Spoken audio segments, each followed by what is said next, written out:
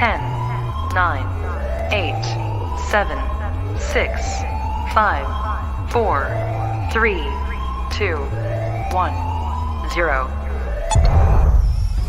Look at what in my opinion, one of the best goalkeepers right now. We need you to think you're going to be playing against. So they want. I'm a little bit worried.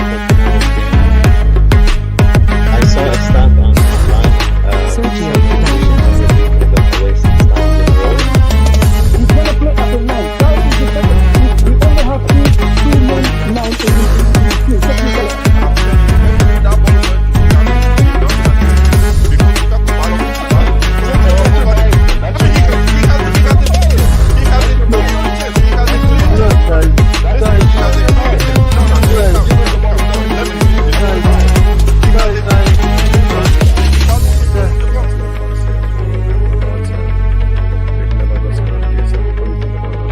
I know people have gone on about if we lose the cup, it could be a bit of a situation. I hope to God it Sergio doesn't. Productions.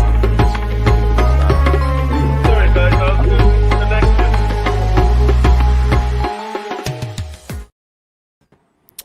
Chelsea 2, Tottenham zilch 0, nil, nothing, nana, nothing. Chelsea have beaten Tottenham 4 times this season. Tottenham haven't scored a single goal in response to any of the matches they have partaken in with Chelsea. We continue to defeat Tottenham. Gives me joy, gives me pleasure, gives me satisfaction. I can't describe the joy I'm feeling right now. I am so happy, so blessed to be seeing Tottenham lose for the 4th time and watching it at Stamford Bridge. You all know how much respect and how much let me just lower this light a little bit. How much respect and how much anticipation I have for one of the goal scorers today. And boy, did he score a fantastic goal. His second goal in 2 games. Second long-range goal in 2 games. And I'm glad he's taking the shots from outside the box, because boy, have we been missing someone with that ability. I am so glad that Hakim Ziyech is able to do that for us, and Hakim Ziyech is able to score goals of that caliber. And I'm also happy to see him celebrate today. I need to sort out this light. And I'm also happy to see him celebrate today, because I was worried that there was something up in respect to him not celebrating. There was something behind it. The way he took that shot, the way he celebrated, and the way that he approached the game today was fantastic. From the get-go, he was at it. He was trying to create chances, and he was trying to finish chances. Thiago Silva heading in a fantastic free kick by Mason Mount to seal the game was the icing, was the cherry on the icing on the cake. Mason Mount, great performance. Mason Mount has been given a lot of stick, a lot of flack recently because he hasn't been up to scratch. But boy, did he put in a good performance today, as a lot of the lads did. I think Kepa also had a good game and goal. I think overall the performance, the tactics was good. Tottenham were not impressive. Tottenham were lacking. But what's new? What's new? I want to say a big welcome to everybody who has joined us in the chat and on the panel. Let me start from the first comment on the stream, and that is from Tobago, and he's saying, "Big up Mo, the panel. I will be late. I'm all right. Well, yeah, take your time, mate. Take your time. You know, we're good. Big up to Abdul B. Big up to Abdul B, and big up to Chris. Chris was at the game today. Big up to everyone. On my way home from the match, beating the stream later. Up the Chelsea. Up the Chelsea, London is blue. Big up to you, Chris. Big up to you. I'm glad you were there, and I'm glad you were able to see that. I saw the last time I played Tottenham. I was at the Bridge. Great atmosphere, great game. Courtney, bless up, big up. Oscar, big up to you. Gabriel, big up lads. Despite my reservation, Ziyech, proper colour. Hey, listen, you weren't too optimistic about this result, Gabriel, but I guess it panned out alright at the end. Big up to you, Gabriel. Hopefully, we'll have you on later on in the show when we open the lines to hear from you guys, you, Chris, and the rest of the man. Them. Big up to all of you. JJ, big up to you. Stone Age, big up to you. MCIG, big up to you. Big up to everyone. People are jumping in. People are joining the stream. As you're coming in, do us that favour that I keep asking you about, that I keep pestering you about, and I apologise for doing it, but it's just a bit of admin work. Hit the like button as you come in, and if you're new, subscribe. Ziyech Worldy. It was. Eric Dugan, big up to you, my man. Good to see you in the stream. All right, now let me see who I have on the panel. VJ, MDT, Boogeyman, and Bobby. Bobby makes a return. MDT makes a return. VJ makes a return. And Boogeyman is here on time. Fantastic. How you guys doing? This evening? All good, Mo. I'm exemplary result today. Happy with it. Fantastic result today.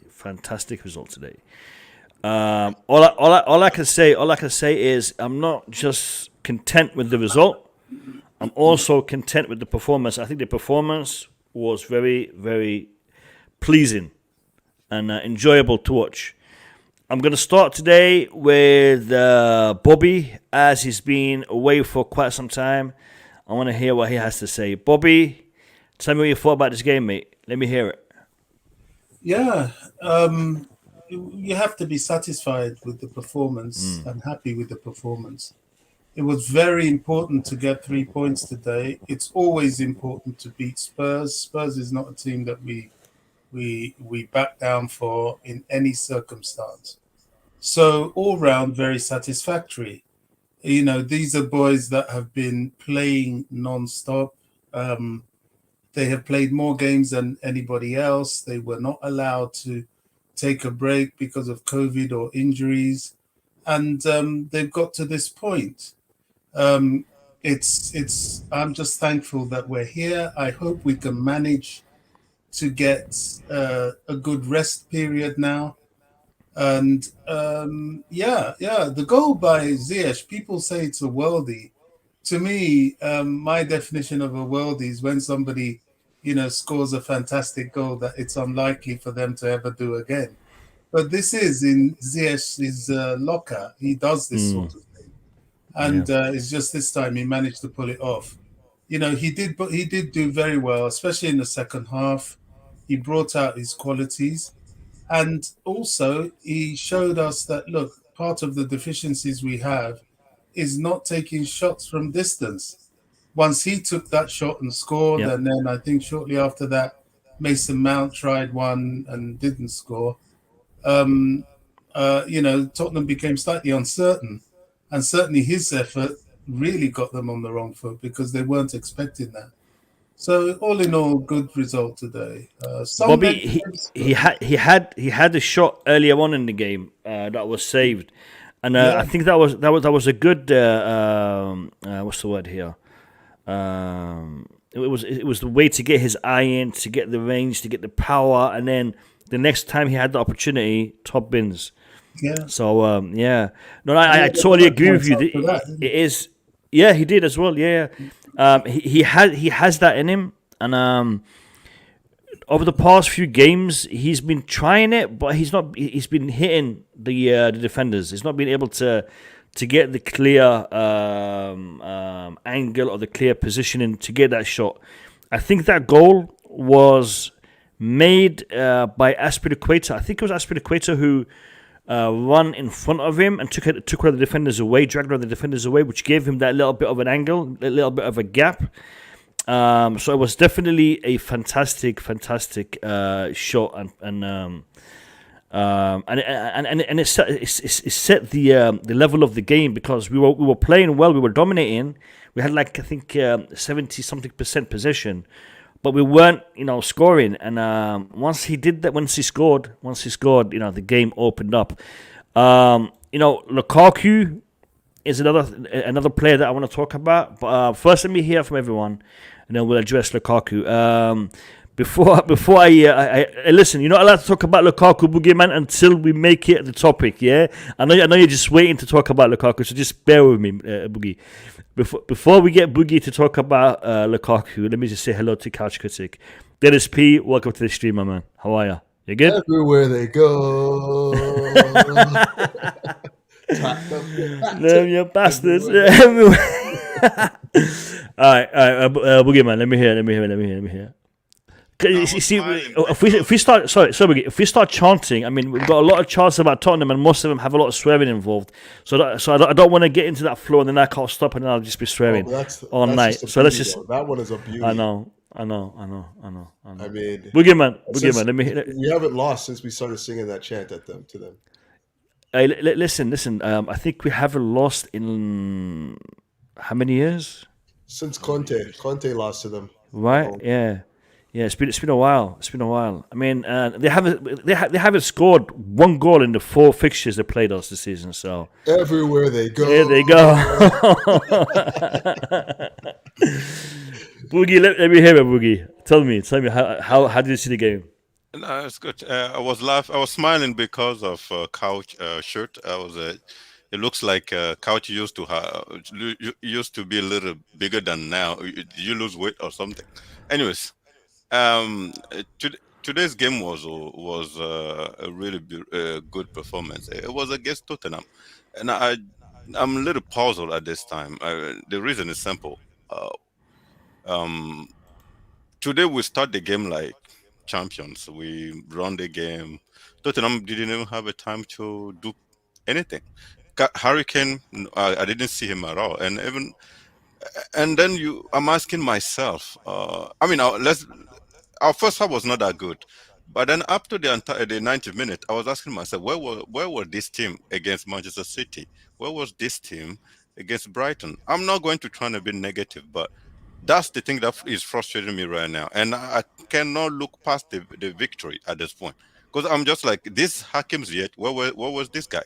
And Mount work rate today, amazing.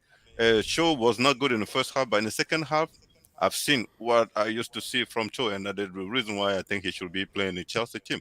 So at the end of the day, right now, I'm not enjoying it. I'm happy we have 3 points, but I'm puzzled. I just don't know where the issue is with this team not being consistent. Where is it, the issue?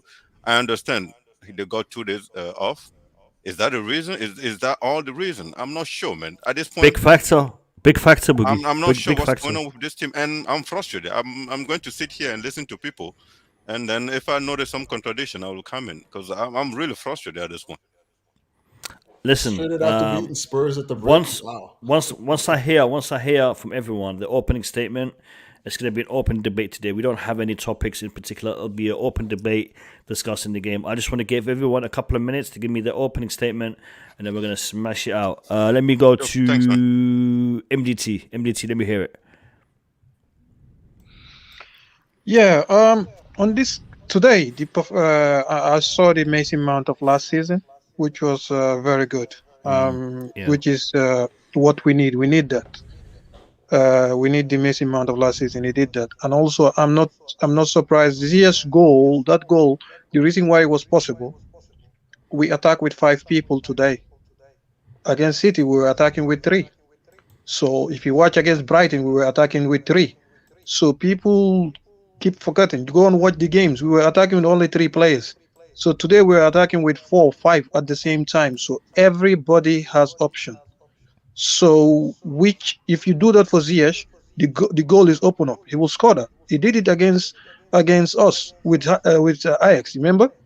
So for me, I wasn't surprised. The Callum need to do that run more, because when you are the only person that can do that in the current team, you have no excuse. You shouldn't be scared to lose the ball. And also the Aspi overlap.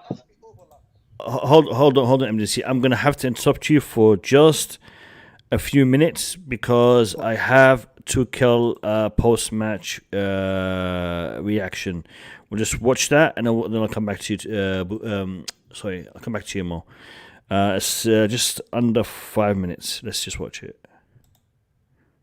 What not won in the previous 4? Is that exactly what you needed today? Yeah, of course. We were working extremely hard for it, and it was a tough match, but very happy because the effort was outstanding and was a deserved win. And like you said before, it's so hard to create chances against them. And but I think we were relentless and kept on believing. So it was a good team effort and excellent result, of course. Was that the message at half-time? Keep believing and don't get frustrated. Yeah, absolutely. Keep on going. There was no need for changes. Keep on pushing. Keep believing. Some details: where to take the risk, where not to take the risk. To not concede counterattacks, but very little information and the opposite, encouragement to keep on going. I'm sure you were pleased with the referee's decision, but were you perhaps fortunate when Harry Kane scored just before half-time? I didn't see it, actually. I didn't see it. Like in life, I thought it's a goal, and then I was surprised, but I did not see it. I'm sure you did see it because you had a fantastic view of it. Hakim Ziyech's goal. You were right behind it. I was right behind. I had the feeling that it's a bit too high, but it dropped in the right second. And was a brilliant goal. The effort from Callum before the goal, the dribbling and switch off side in around the opposite box, and then the overlap from Aspi. So some good things in it, and with a bit of luck, and his technique was brilliant goal. Very different, but also what would you say about Thiago Silva's goal? A clever goal? Yeah, clever goal. I just saw it. I just saw it also live. I have no pictures yet, but from set piece is very important in also against teams like this to defend solid and not concede and be always dangerous. So very happy for Thiago. What was the importance of this victory for you today in terms of the table? Well, the table is the table. I mean, in the end, it's our responsibility to prove ourselves. Every second day, almost now every third day. So now we have a break, and it was important to go into this break with a victory. There's no doubt about it, because if you don't have the results, the performances that you want with this, there's no substitution for a win and for the feeling. You cannot produce it artificially. So we needed this, but we needed also to do things better. And keep on believing. So the guys are very, very tired now because it was a long run for us, and of course it was very important. And I don't tell you any secret when I will also tell you now that it will continue after the break.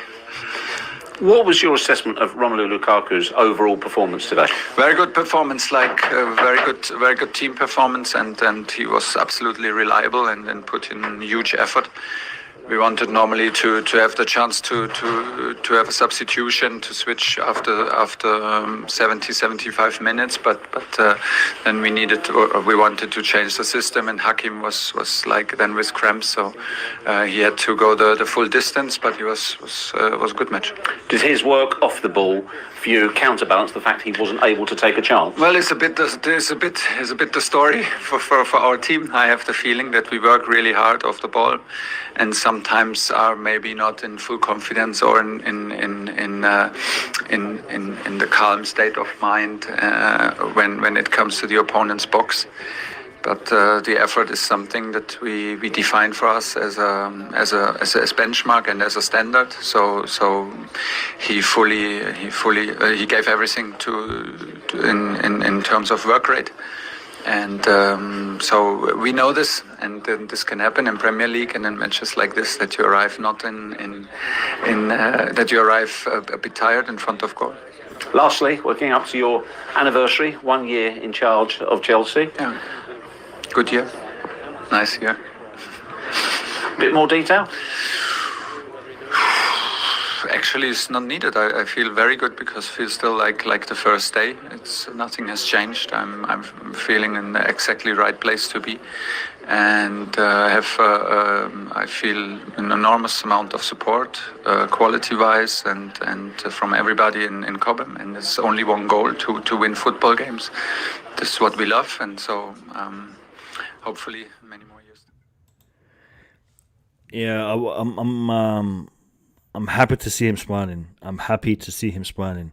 MDT, sorry to interrupt you, my friend, but we need to get that press conference to get some insight. So let me pass it back to you. Take it away, brother. No, that's okay. Yeah, so the difference with the other games is because of today. If you check, Malang Sarr was not attacking, so Callum was given the freedom to take on someone. So there's a security behind him, and also Aspi was allowed to join in. So if you check, our right hand side have a lot of overloads. So that's if you want Ziyech so today if you want him to play like we saw at Ajax, this is the way you play him. He was hugging the touchline. That's how Mahrez play for City. So this is, I'm happy for him. I'm happy for Chelsea. But if the reason why we couldn't do it against Brighton, against other team, is because we're attacking with 3 players, max 3 players all the time. We were concentrating more. We were worried about Lamptey and Cucurella than us. So those were the difference. So today I'm happy with the result. And I know we're going to go into Lukaku. For me, there's a positive and a negative or whatever, but still, I'm happy with the results. Like I said, I'm not going to follow Boogeyman anymore in life because I've learned my lesson. Look at Malang Sarr now doing well. He was slacked off. So sometimes when a player is struggling, no need to jump on them. Yeah. Just give them a chance. So I think sometimes we go overboard too much. Yeah, he did the job. To a T, left back to a T. Simple, taking the ball, winning it in defense, playing it out, passing it to Callum, letting Callum do what Callum does, and just maintaining the back line. That's what you got to do. Don't get caught out. Don't get turned. Don't get spun. Maintain your defensive posture and just play it nice and simple. And that's what he was doing the whole game. And you know what? That tackle, I swear to you, I felt sick watching it. When I was watching it, I felt sick. And there wasn't even a free kick given for that. It was a throw-in. Well, apparently everything is black and white. The referees and the VAR people, they don't see things differently, apparently. But today, if that was a Manchester United or Manchester City team, or Liverpool, that's a red card. We all know. The referee would have been told to go to the booth. Simple as that. But nope, it doesn't happen. Everything is black and white. That's what we are told to believe. But it's all right if we move. We move. We definitely move. All right, I'm going to go to VJ, Couch, and then Podfather. VJ, give me your take on the game, mate. Absolutely brilliant performance from Chelsea Football Club and Hakim Ziyech in particular. The way that he performed today showed us what he can do as a player. When this is not something that he does for the first time. When he plays as a winger, he's always proved his potential. He's always proved his worth. So it's high time that we... Sorry, Vijay. Not only as a winger, but me and Couch we saw it from one angle. I mean, I could be right. Me and Couch could be right. We could be wrong. It could be a hybrid of this, but I think we were playing for a good chunk of that game a 4-2-3-1 formation, which is what he seemed to have. And a 4-3-3. Yeah, it was a variation, which is what he used to play under Lampard, and he did well under Lampard for the first season with that formation. And I think Hakim is best utilized playing wide, and preferably having a midfielder inside of him that he can play with as a triangle, which is something that I've mentioned many a time in the past. Hakim Ziyech playing wide is the best way to utilize him. Way to steal a man's thunder, man. I know, but I had to say it, man, because I forgot to say it early on. My bad, VJ. Carry on. That's all right. So yeah, that's what I was like. Listen, sorry, VJ. We have a habit of stealing people's thunder on the stream, so I just get used to it, man. Carry on, Baba. Carry on. Yeah, with respect to 4-2-3-1, 4-3-3, whatever formation, right? When he has that support on that one side of the pitch, he's able to deliver. I was talking to you before we started the stream as well, right? It shouldn't have been just one goal for him today. He should have grabbed a couple more assists as well, because his delivery inside the box for the first 45 minutes was amazing. We were not able to convert anything. That's another issue. But then his delivery was amazing. I was even about to write on the Twitter saying that, don't tell me that we're not providing for Lukaku anymore, because there was so much of good balls from Mason Mount and Hakim Ziyech in this particular game that probably anyone should have scored. I saw in one instant Lukaku missed the ball and Cho got the ball and he didn't know what to do with it. Like, for a second, he actually froze with the ball. So there were instances like that which we could have made obviously better decisions, but those are pointers that we could always talk about when it comes to the negative side of the match. But this is time to enjoy for us. Tottenham has been beaten once again at the Stamford Bridge, and we all know how important as a Chelsea fan it is when Tottenham loses a game to us, and they're the ones who most of the time set us back on track, and they've done that again today as well. I like that. Why are you giving them credit for, man? Why are you giving them credit for? Yes. See, again. Okay, I'm not getting the right analogy right now, but then once I get it, I'll let you know. But yeah, for me, the game was amazing with respect to the confidence of the player. Another thing. We played as someone who, as a team that wanted to be on the pitch and wanted to do the job for the manager, for the fans. Hakim Ziyech celebrated, you mentioned, but then you could also see the way that he celebrated. It was not too outrageous. He is not that sort of a player who celebrates. Last time when I was in the stream as well, I told you the same thing. It could be Hakim Ziyech, that is how he celebrates. Not every player runs down and slides on the pitch and expresses their sort of an emotion. This is Hakim Ziyech celebrating in the way that he knows and he likes about it. So I'm fine with it. And to answer Boogeyman's point, I know Boogeyman is going to have a reverse on that, but I still wanted to just touch upon that. Having rest is very important in modern day football. People don't realize that. You or me or anyone in this panel probably have not played football to the highest level. But I guess one thing that we have to realize as fans is that having rest is very important. The body is the same. You could have modern ways of conditioning your body and then getting back your recovery and all of that, but the body's recovery time is still standard as that of what it was the previous as well. So it is going to take its time to recover. And when your manager says the players are actually very tired in terms of how they've performed, how much of match days that they've had, I know to an extent that is believable, and that showed on the pitch when they had that 2 days leave and then they came back and they look fresh, they look energetic. And the reason why we saw a positive performance from today could possibly be because of that 2 days of rest is what I think. So Thomas Tuchel once again spot on with all his decisions.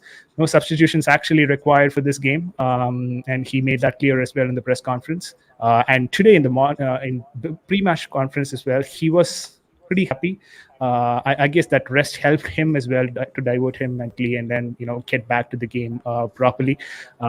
When he talked in the pre-match, he was very confident, fresh, and he looked better of the previous game. So I thought that reflected on the players as well when they performed on the pitch. Absolutely brilliant performance. I'm really happy with the way that we performed today. Fantastic. I think the rest is a crucial factor. I think Tottenham is a crucial factor. I think in regards to Hakim Ziyech celebrations, he likes to do it in a way where it's look what I've done, look what I can do, look what I'm about to do, look what you think of me, and this is who I am. He likes to be interactive in his celebrations, with his celebration, with his all that kind of stuff. So he wants to give a message every time he celebrates.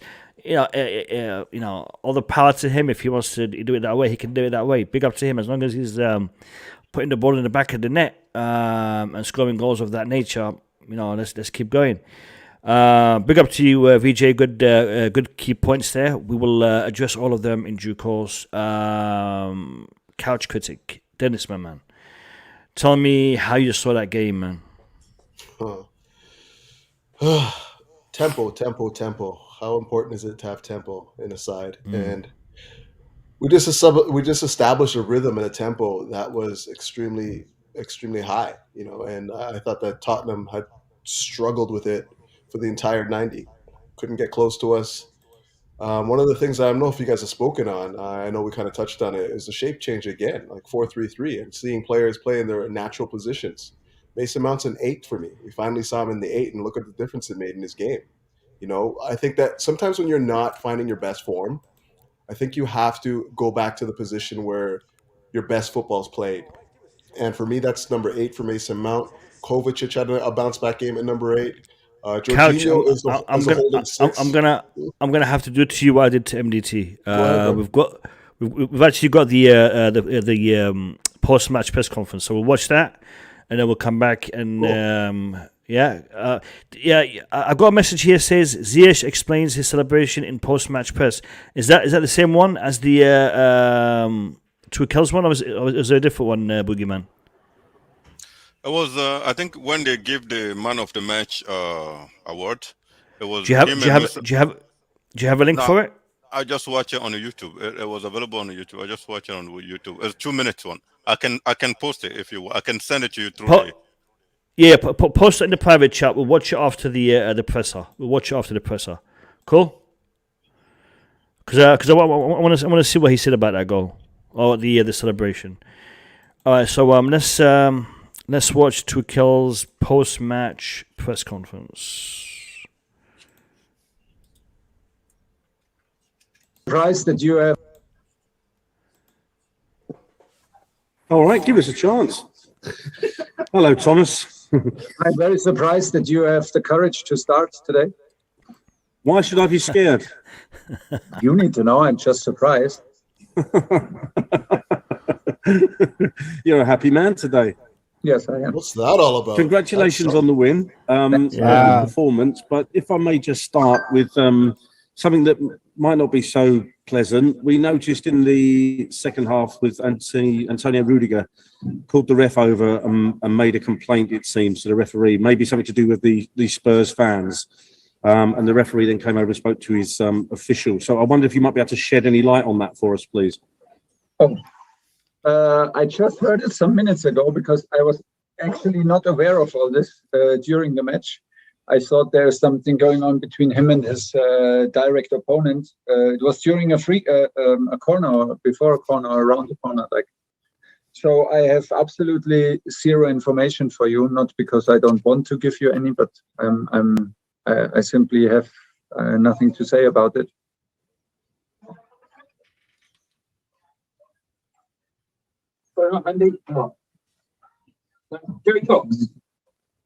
Hi, Thomas. Congratulations on the win. Was Hakim's goal perhaps the best you've seen since you've been Chelsea manager? Was a very nice goal, actually. The build-up was good to the goal. The movements around Hakim to bring him into this position, and the shot was of course brilliant. Was one of the nicer. It was one of the very nice goals so far. And I'm very happy because he deserves it, first of all, today, and was a very important goal to get the lead. And so, well done. Excellent shot. You won it. 4 at the back, and you had an awful lot of players in their half all the way through the game. Is this a way forward? One way forward. I think we tried a 4-1-4-1 formation today because we thought we tried the 4-4-2 against them in the first match, which gave us an advantage, and then they reacted to it in the second match, and we thought that maybe it could be an approach to give the players a new solution after the last matches. and we had players for the formation, players in shape, players who wanted and should be on the pitch and had good positions for them. So yeah, it gives us more options than only to play a 3-4-3. But don't decide now. But it was well done. James Robson. Hi, Thomas. Hi. After Hakim's performance today, and that's 2 goals in his last 2 games, you said before that you want to see more from him. Should this now be the platform for him to go on from? Is there any excuse now for him not to do that?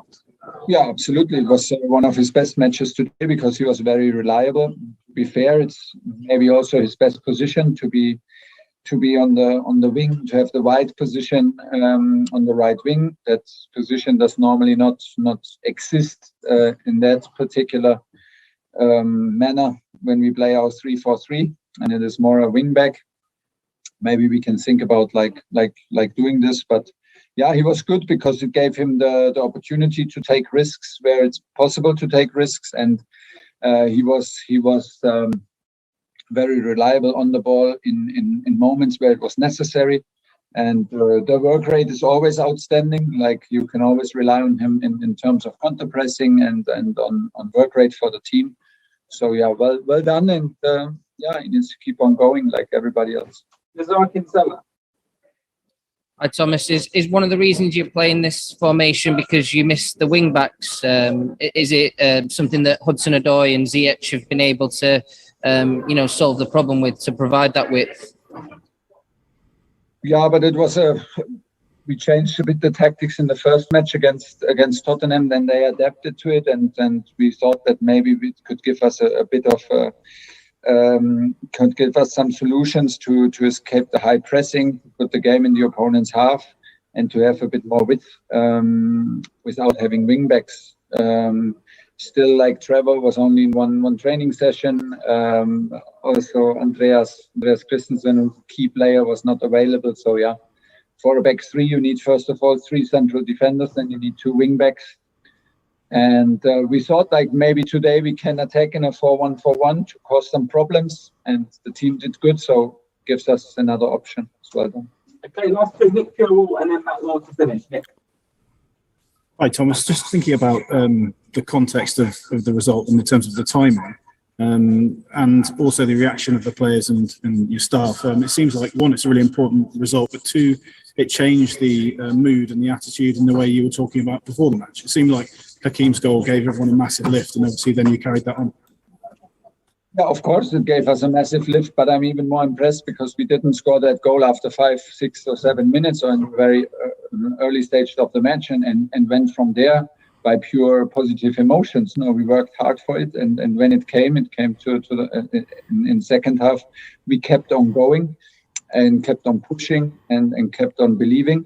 So that was very, very good, because we come from a long run of a lot of games. We come from some results that we didn't like, and was a big match, and we performed, have a clean sheet, won. So it was very, very good, and that's the way. I think, like, that it was a London derby helped us, and that we have now some days off, and the players knew it helped us also, because it, like, gave us kind of a feeling like a cup game. But I agree with you. The attitude and the mentality, the spirit in the team was very good yesterday in training. You feel it that they want to prove a point here, and continued. I continued to have the good feeling today, and I saw them and how they were together and how they prepared the match. So happy that they could prove it. Last question. Hiya, Thomas. Just to go back to Andy's point, I appreciate that you don't know what happened with Antonio and the Tottenham fans, but there's been a few issues of disorder with fans this weekend, with bottles being thrown and fans getting on the pitch. And I noticed that you did a video for Chelsea asking fans not to come on the pitch. I just wondered, generally, are managers and players nervous at all about the behaviour of some idiots at games at the moment? Because there's a rising problem with fans getting on the pitch and things being thrown and stuff. Yeah, but I'm not worried. I mean, I did what I did, and you're right. I sent a message to our fans, supporters, that we love to have them close to the pitch, that we love that it's a brilliant atmosphere, that they are not behind fences, not behind nets or whatever. So, and then from there, everybody needs to show respect and needs to behave, of course, in certain guidelines. There is no doubt about it. But in general, I'm not concerned because right now I enjoy the atmosphere. Also in away stadiums, it's brilliant. And if this is a new trend, we should help together and act together that it stops as soon as possible to protect the environment of this game and to protect the atmosphere, because it's absolutely unique here in England. Thanks everybody. That's it for today. All right. Last one is Mason Mount and Hakim Ziyech post-match. Couch, I do apologize for keeping you waiting, but this is the last one. There we go. You first of all, that was much. Hakim, Mason, you first of all, that was much more like it, wasn't it? Yeah, that's us. That's the way we play. You could see straight from the beginning the desire we've shown to win the ball back higher, to press, the will to win. That's the way we play. So it was definitely us today. Did Tottenham frustrate you in the first half? I wouldn't say frustrate. I thought we had a lot of possession. It's always difficult when they have a lot of defenders to get chances and take them, but I thought we created a lot. Hack coming in on the left, on his left foot and creating chances, and we just didn't take it first half, but then we come out second half firing. Hakim, you scored the opening goal and it was an absolute beauty. You didn't celebrate when you scored against Brighton. Was that just too good a goal not to celebrate? No, I think it's two different situations. The game against Brighton, I think the first, till we get the 1-0, we didn't play well, so there was a little bit of frustration. But today, I think from the beginning, we played well. We had them where we wanted. Sometimes they had some counter-attacks, but it wasn't really dangerous at all. But I think we played a good game with a lot of chances, a lot of football, and so it was a different situation, like I said. Don't be modest. How good do you think that goal was? How good it was? It's up there. Yeah, I think it was a 10 out of 10, I think. Was it one of those, as soon as it leaves your foot, you know, that's it? No point in the goalkeeper moving? No, I was following the ball, but I thought maybe I hit it a little bit hard, but on the end I saw it going, and, yeah. That was a beautiful goal. Mason, as well, was this important, this victory, in terms of the table, in terms of you not getting dragged back into the pack and staying in around Liverpool and just about on the coattails of Manchester City? Yeah, definitely. And I mean, over the last couple of weeks, we haven't had the results that we wanted. So you start looking around you and teams are creeping up and teams have got more games on us. So then we start getting in a difficult position. And I thought today was a massive, massive game for us in the league, especially with Tottenham coming up. They have a couple of games on us, and to win this game and to get another 3 points in the right direction was massive for us. Hakim, in terms of half-time, how much was the message from Thomas Tuchel? Just keep doing what you're doing and it'll come. Keep doing what we're doing, and I think that's what we did the second half. I think after the 2-0, I think we went a bit down because they was putting pressure on us, but I think on the end we still didn't give a lot away, and we did what we had to do. You know what? Mason Mount's reaction to Hakim Ziyech scoring that goal and him talking about that goal says a lot about the atmosphere and the unity that we have in our dressing room. Mason Mount was just as pleased as Hakim Ziyech scoring a fantastic worldie of a goal. And that shows there's no jealousy, there's no envy between the players, that they're all, supporting each other, they're all backing each other. So big up to Mason Mount. Big up to him for having such a positive attitude and such a great stance to support his teammates. Big up to Mason. Couch, take it away, my brother. I apologize for interrupting you. What did I leave off? Something about 4-1-4-1. Isn't that what I was saying that we were playing? Yeah. You were saying that. Yeah, 4-1-4-1. Yeah. It's funny because Potfather is screwing. Potfather is screwing. Potfather is screwing. He's like, go on. You could say 4-1-4-1, or you could say 4-3-3. It's the same, basically. Yeah. You know, you're just playing with a 6 and 2 8s, essentially, right? 6 and 2 8s. You know, so yeah, and like I said, players will always resort to type. So when you play Kovačić he's not gonna play as a number 10. He's gonna play as a number 8. And Mason Mount may be a hybrid 8-10. So I guess there is an argument there. But ultimately, I thought the shape change made all the difference. I thought we had a lot more attacking intent. We had guys in and around the box the entire match, and just the ball retention was a lot better. You know, when we play with the 2 6s in there, I just feel like sometimes we're a little bit too labored. And as MDT has pointed out, like the last few matches that we've been playing with the 5 at the back, we just haven't gotten enough bodies forward. And part of that is not just because, you know, of the shape. It's also because the opponents have worked out what we're trying to do in that shape. So in the case of Man City, they just pinned us back. You know, they pinned us back. Our wingbacks couldn't get forward. So we only had 3 attacking options on the counter-attacking situation because of the fact that they were just so good at pressing us and keeping us hemmed in.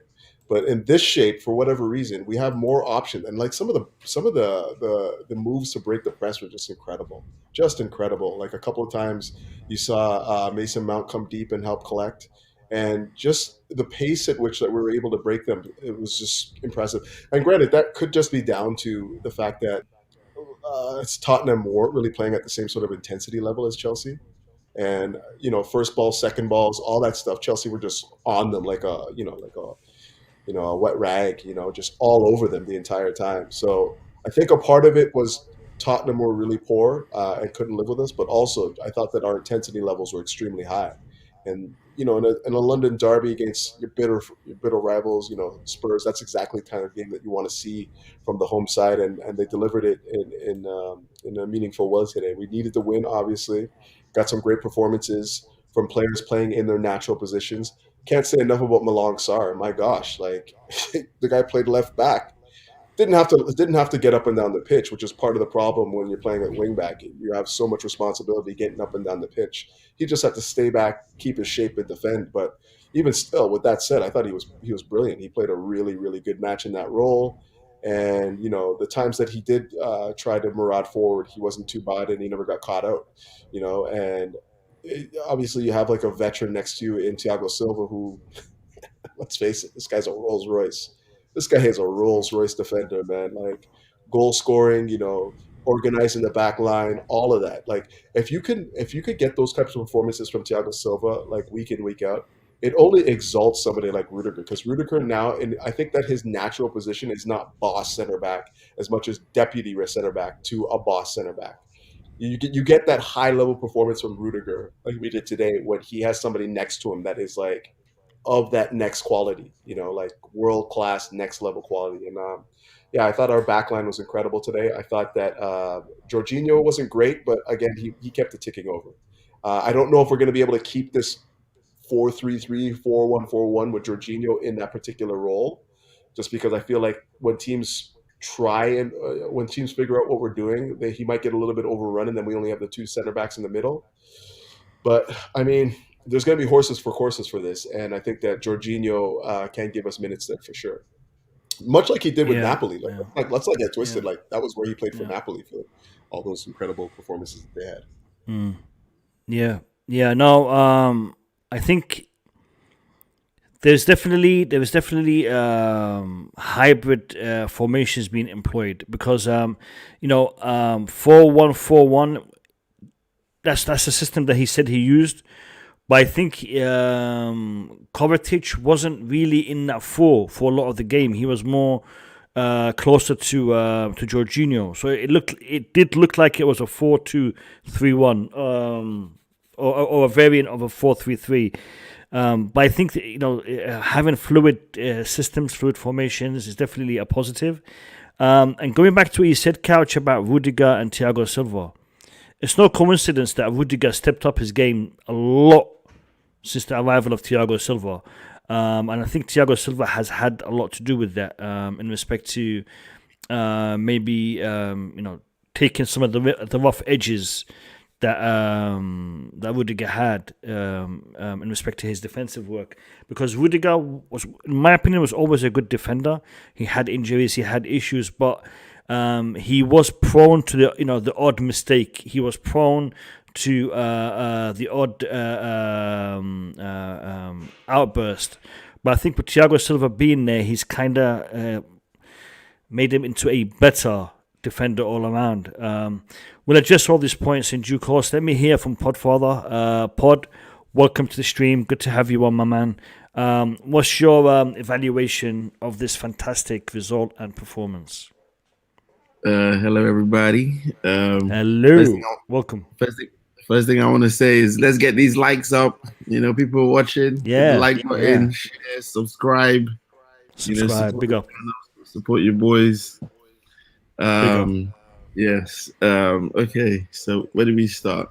I think so the formation threw all of us for a loop because it was some of us thought it was a hybrid, some of us thought it was 4-3-3. I initially thought it was 4-2-3-1 because Mason Mount seemed to have like free reign to go anyway. It didn't seem like it was playing like an 8 to me, because the amount of times he ended up on the right wing, cutting his man, telling him inside out, getting the cross. I feel like he had like free reign to go anywhere he wanted on the pitch, which was more akin to a number 10 for me. And every time I saw Jorginho on the ball, Kovačić was at least 10 yards ahead of him. If you guys watch the game again, you see they're never standing next to each other. So it was like never a double. Definitely single six. Definitely single six. Yeah. Which is interesting, because people tell me that he can't play that position by himself, even though he's done it for pretty much all his whole career. But anyway, So in terms of the actual game, I didn't think Tottenham were bad. I think we made them look bad, just like the way City made us look bad. So I don't think they're a bad team. Don't forget they're unbeaten in the Premiership since Conte got there, and they're not that far behind us. They win their games. Sorry. They were unbeaten. They were unbeaten. Yes, that's what I said. They were out unbeaten since Conte got there. Oh, I didn't catch the word. Okay. Yes, I don't think they're a bad team. I think we just have the hoodoo sign over them. They haven't won in 30 years. I think one in 30 years, 1 win in 30 years. Yeah. So the winners, the winner goes. The goal scorers have won the game. It goes Dele Alli and then Lineker. Yeah. So that's the difference. Really? Wow. Yes. Before Dele Alli, that's a long time. That was the last person was Gary Lineker to score the winner. That's a good stat. That's madness. That's madness. Yeah. To score the winner against Chelsea in the London derby in Stamford Bridge. I thought it was an excellent game. I think it's very hard. It wasn't just the performance. It wasn't just the result. Sorry, it was also the performance. I always look like this: if you can't find 2 or 3 players that you thought played badly, then it's a good performance. So if you can't find 2 or 3 players in the team that played badly, then for me it's a good performance. Because I can't really find anybody, even Lukaku. And everybody's gonna say, oh, he didn't score, he missed the chance or whatever. So for me, it's a 50-50 thing, because I don't judge your performance just on, even if you're a striker. Oh, if you didn't score, then you had a bad game, or if you scored, then you had a good game. Like for me, you can score 2 goals and be terrible, But I thought his game was 50-50. I thought he held the ball up well. He wasn't isolated, and I think the key was quick passing. Very similar to the Liverpool performance, I thought, where we played with Kai up front, and we seemed to just get the ball forward a lot quicker. And I just feel like the spacing was very good around the pitch. Everybody seemed to know their role and where to stand, and it was almost automatic. Like people got the ball, they made the right run, created space for the other player. They didn't see any hesitation in the way we were playing and approaching everything. And I for one want to see this formation going forward. I know everybody's scared and saying, oh, if we come up against better opposition, Jorginho might get exposed.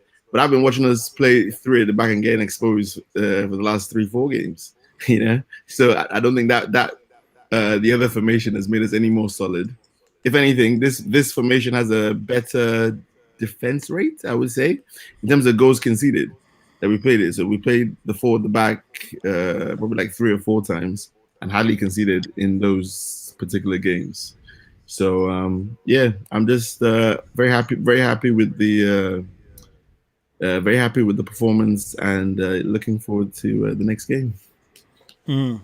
I wanna say one thing. And I'm gonna get this to be the catalyst for the discussion about the game. You made a good point, Pod, in regards to Lukaku's performance. You see, there will be people looking at this game and they'll be like, Lukaku didn't play well. You said, Pod, if we can name two players that had a bad performance, then we can say the team really didn't have a good performance. 3. But really, 3. Is it 3? I'll say 2. I'll say 2.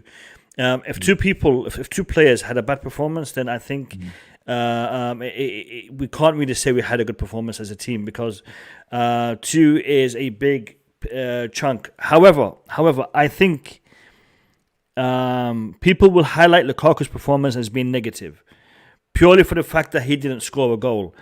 That being said, Lukaku did something today which he hasn't been doing, but Tuchel has been asking him to do. And we saw that in a press conference when Tuchel said, I want to see him create chances, create for himself. Today he did that twice. Twice he took that ball and he tried to create his own opportunity. One ended up with him having a good shot on goal, which was saved, and the other one was blocked. But I think Lukaku is pushing himself. He is trying. He's not sulking. He's not taking the games on the back foot and just trying to buy just so to buy time or he is trying. He is putting in an effort, and I think today the performance that we saw is a good indicator moving forward, and I'm glad we have a chunk of games away from the Premier League coming up now. I mean, we've got, was it 3 games? Was it 4? 3 games. We've got 3 games. We've got the Plymouth game, and then we have got 2 World Cup games because if we don't win the semi-final, we're playing in the 3rd and 4th place match. So we are going to play 2 more games in Dubai. So hopefully these 3 games, Lukaku can get his act together and start to get into the scoring habit. Actually lucky from Abu Dhabi, Brazil as well, or Tokyo used to be in the World Club thing. It's not too far to travel. Yeah, it's like a 6-hour flight or a 7-hour flight from London.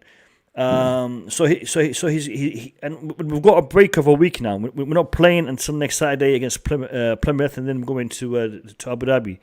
So we have got the time to rest to get our players to recover, and hopefully when we're back in the Premier League action against Crystal Palace on the 19th of next month, we will be in good shape. Reece James should be back by then, and we should be. We should be in a good position. So I want to get your assessment, lads. I want to get your assessment in respect to Lukaku and his performance. Do you guys think that we are going to be turning a page with Lukaku? Are we going to see Lukaku improve? Are you seeing signs of him improving in his ability, in his determination, in his desire to succeed? Your assessment on Lukaku, lads. I'll open it to everyone. I mean, Bobby went first, so I guess he's due a comment. So, Bobby, if you want to kick us off on this, I'll want to hear your opinion on this, mate. If you want to go first. Sorry, is that Lukaku? Yes. Well, Lukaku remains an enigma, isn't it? We're sitting here talking about £100 million striker, almost in empathetic terms. Look, I don't want to criticize him too much. I think he did, by his standards, he had a good game. He held up the ball better. He actually became a distraction to the centre backs of Spurs, which created some spaces. His finishing is still awful. His freeing himself up for space is still awful. But, we know that Lukaku has deficiencies. I don't want to get too much into that, but I will say, and I keep saying, it's a funny situation because he was a panic buy with good reason. The board panicked and bought him because they were trying to support the manager who they want to keep for long term. So it's a sort of how do we manage a bad situation. And for today, by his standards, he had a good game. Can he do better? Absolutely. And does he need to do better? He definitely does.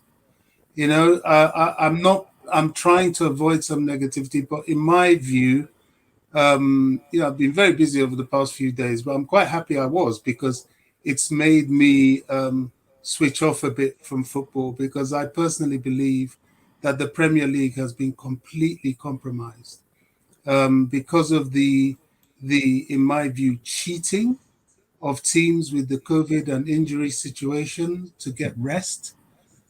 Chelsea have been flogged and flogged and flogged, and they've played more games than anybody else. And this is the reason for the different performances. The performance against Brighton was a tired one. The performance today, Bobby, I want you to look at this question as well. How do you think Tuchel is managing Havertz? I think he's managing him well. He's managing him very well. Remember, Havertz broke his finger. He's still, he's a 22-year-old boy. He's still in some pain. And he's got the Lukaku situation to deal with. So in the meantime, he's kind of putting Havertz a little bit on the back burner. The kid's probably quite happy to be a bit on the back burner. And he's trying to get some sort of form out of Lukaku. Havertz is not the issue. The fan base want to always try and drag Havertz into the mix. Havertz is fine. He's got to take some time to become this regular. He's not going to be consistent. I mean, crikey, we've got a 28-year-old in Hakim Ziyech that struggles for consistency. He had a fantastic game today, but it hasn't always been that way. So, this issue of Havertz this, Havertz that, I'm not on that train at all. I just think we are dealing with a loaded situation, biased against Chelsea to the T. The vicious attack on Malang Sarr goes unpunished, no free kick, and it's all good. The entire commentary by Sky is about, being an agent for Tottenham Hotspurs to try and get them to get better players. It's complete nonsense. It's a completely biased, loaded gun against Chelsea. And it's a miracle that we are where we are today. I keep saying it and I won't change. I won't be deterred from saying the absolute blatantly obvious. But back to Lukaku, he's still a work in progress. We've got to find a way to live with the £100 million we spent on him, unfortunately. And hopefully we will. With Tuchel, if he can get people like Sarr and Saul playing decently, I think he can get something out of Lukaku for sure. All right. Let me hear what the rest of the panel have to say about this.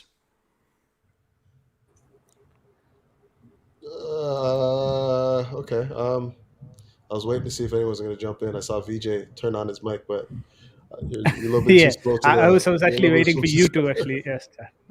You start. I was like, okay, fine. Couch just turned on his mic.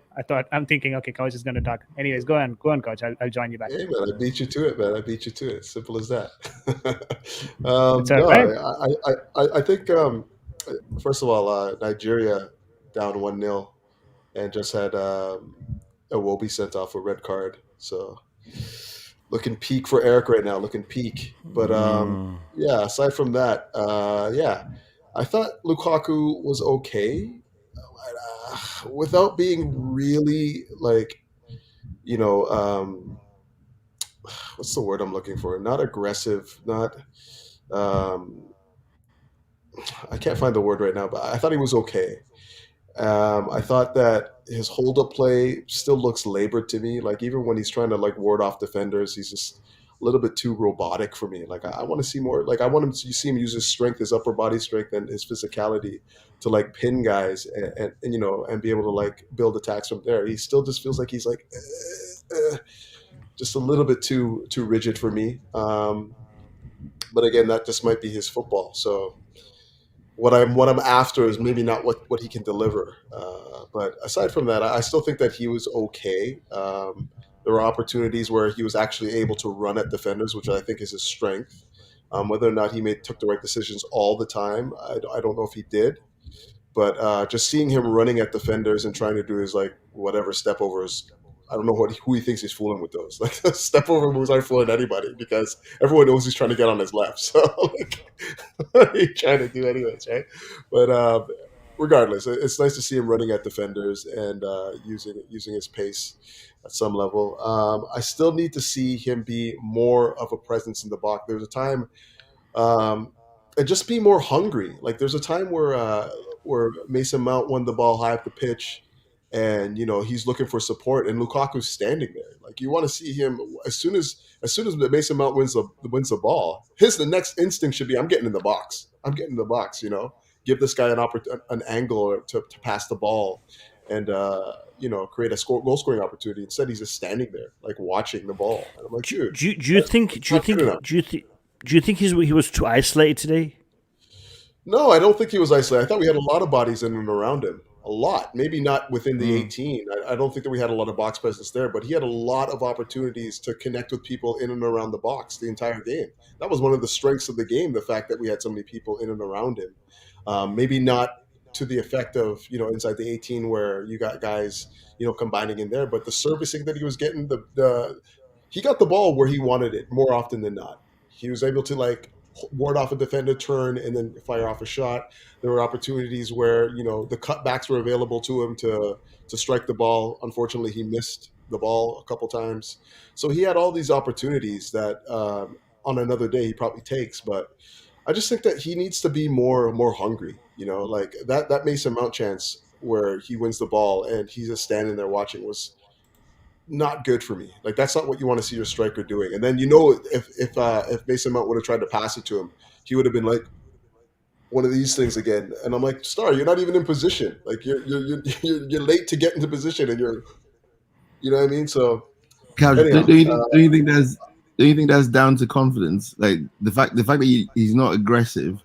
Because when you're lacking the confidence, you hesitate. You hesitate when the ball comes to you. Like, oh, should I hit it with my left? Should I hit it with my right? Should I go? It could be a number of things. It could be a number of things. But the bottom line is this: like when you're basically saying that he's hiding from the ball. Then right, he doesn't really want the ball. And no, I think he shows he's not hiding when it's not a chance.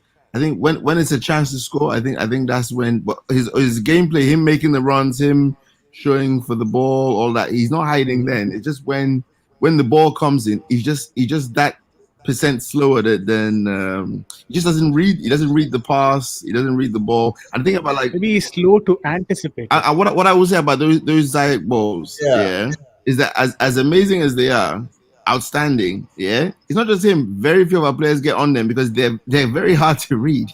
You just don't know exactly where they're going, and it's like. Sometimes the ball is too good for even the player. The players, a lot of our players can't read it because a lot of those end up with headers. That cost in the first few minutes that Callum Hudson-Odoi headed and didn't get enough power on that. That is the kind of crosses that Ben Chilwell was always waiting for. Marcus Alonso would have been great in that position. Yeah, Callum's not a good header. So I mean, that is not even a. You can't even argue that is. Yeah, sorry to get you off there, Coach. Just wanted to say, like, that was actually an error from Couch. Sorry, not Couch. I mean, why am I saying Couch? That was actually an error from Cho. In the way that he was, I get your point. Free, man. Rent free. He's living rent free, man. Yeah, I know. When people like Alonso and Ben Chilwell can finish that, like, most of Hakim Ziyech's cross is gonna come to that far end somehow. Because he's trying to deliver it to the middle of the pitch, and if the player in the middle of the pitch is going to miss it, it's going to come to the far end, and you're already positioned in the far end. So you cannot say that it's hard to read basically when you're in the position. That's the far end of the pitch where basically if everyone misses it, you're going to get it. And you should be in a position to win. What I mean by hard to read, I mean, like, one, the ball was perfect. There's nothing wrong with the ball, but the defender next to him he thought the defender was going to get it. There was a defender next to him when he heads the ball, and then he's at an angle, so he can literally at that point probably only head it down either into goal or like back into play. So he should have scored. I'm just saying he's not a header. He doesn't score headed goals. It's not something he's done in his career. So I wasn't expecting a great head from him at that point. Yeah, I get your point when you say that he is not strong in terms of headers and all that, but that is probably what we told when we spoke about Tammy Abraham as well. Look where he is now. We need someone who actually has to do certain things. We cannot just go back and say, you know what, I'm not going to head the ball because I don't know how to do it, or I'm really not good at it. Like, he's not good with head. What is he good with? I don't understand this whole thing. What are we building around the bush? He's good with driving with the ball and pace and playing it to Ziyech. Part further, I'll tell you one thing, right? With respect to Chelsea. Yeah.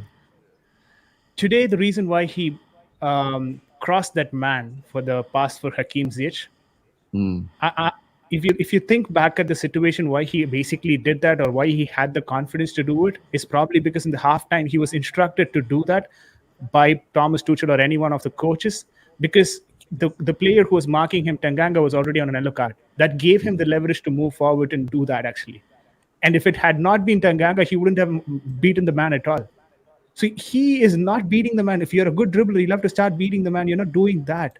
That's my worrying sign with respect to Cho. You're already saying you're not good at headers, and when your only thing is to dribble, I expect you to beat a couple of men and move forward. The reason why he did that dribble today was because Tanganga was in front of him, and we already know that he was an yellow card. Vijay, it is a good thing. It is a part of his job that when the person marking him is on a yellow card, now he needs to take more risk. That is smart for him to do. We cannot just say, okay, he did it because Tanganga is in a yellow card, so no, he has to do it.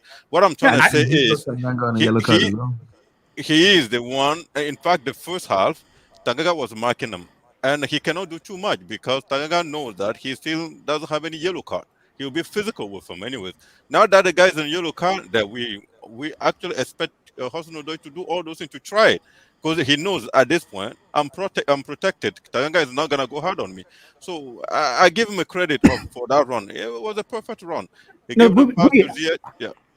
I respect the way that he ran, and I respect the way that he actually thought about the situation and did it. Like, if he did it or the coach instructed him to do it, either way that happened, and I'm happy about that. One thing that kind of worries me is that this has to happen for him to do it. If the player is not on cards, he basically is not beating the man, which is kind of the worrying sign for me. If you get my point, right? Yeah, but can I ask you something? If I'm marking you, you have the ball, you notice I'm not on yellow card. You're not going to try to do those trickery in front of me because I will kick you. You know for sure I will kick you. But that's the role of a dribbler, right? Like, you cannot every time expect a dribbler to only dribble when the opposition is on a yellow card. Right? Let's not go too far, but what I'm trying to tell you today, is what Hudson-Odoi had done, or what he didn't previously did, or whatever you want to say, is just normal football. When you notice that the person in front of you is on yellow card, you're trying to put the ball between his legs, you're trying to do whatever you want to do, because you know he is on a yellow card. That's when you're like, oh, I'm free now. Let me attack this one. it's normal. Funny because I said that in our chat too. I was like, once Tanganga's on that yellow, he's got to attack him like more. Yeah, Once that's he's on that yellow, normal. you got We to should attack know. him. You I have to do understand the fact that. Yeah, sorry, coach. Go.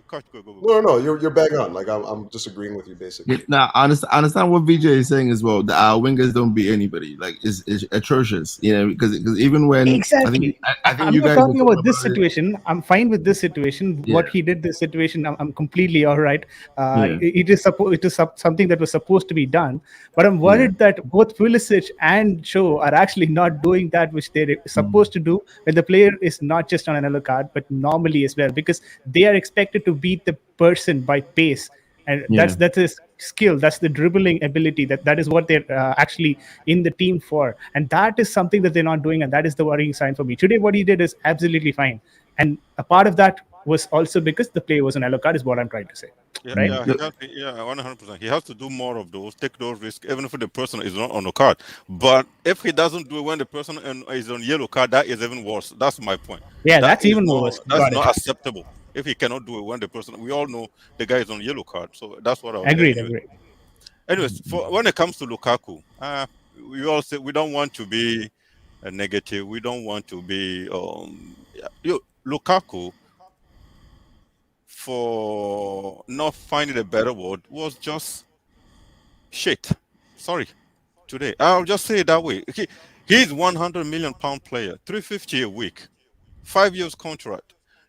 People say he's hold on play. What did we do with hold on play? All Lukaku does to do all his hold on play, control the ball, and the only person he's looking for is Hudson-Odoi. He slowed down the game. We all screaming, our game is being slowed down. And Lukaku is the one that's slowing down the game in front of the box today. Lukaku has chances at the first, second minute. What did he do with? He missed them, and then he turned around complaining why Hudson-Odoi didn't score. That's your job to score. Don't the thing that frustrated me the most with Lukaku when he misses chances, and I'm still getting frustrated with the miss. Lukaku will be complaining of another player on the field. I'll be like, You should have seen him in Inter Milan. It was exactly the same. Even when he's scoring 30 goals, if the ball didn't come to him, he's berated. That's just his nature. That's just the way he is on the pitch. He's always complaining. But we Chelsea fans cannot accept that anymore. Lukaku did not do anything good today, and I don't know why he was still on the field for 90 minutes. If Ziyech did not score that goal today, if Thiago Silva did not score that header today, we will all scream, yeah, it was a better performance, but what? Then we'll be talking differently right now. The guy has chances.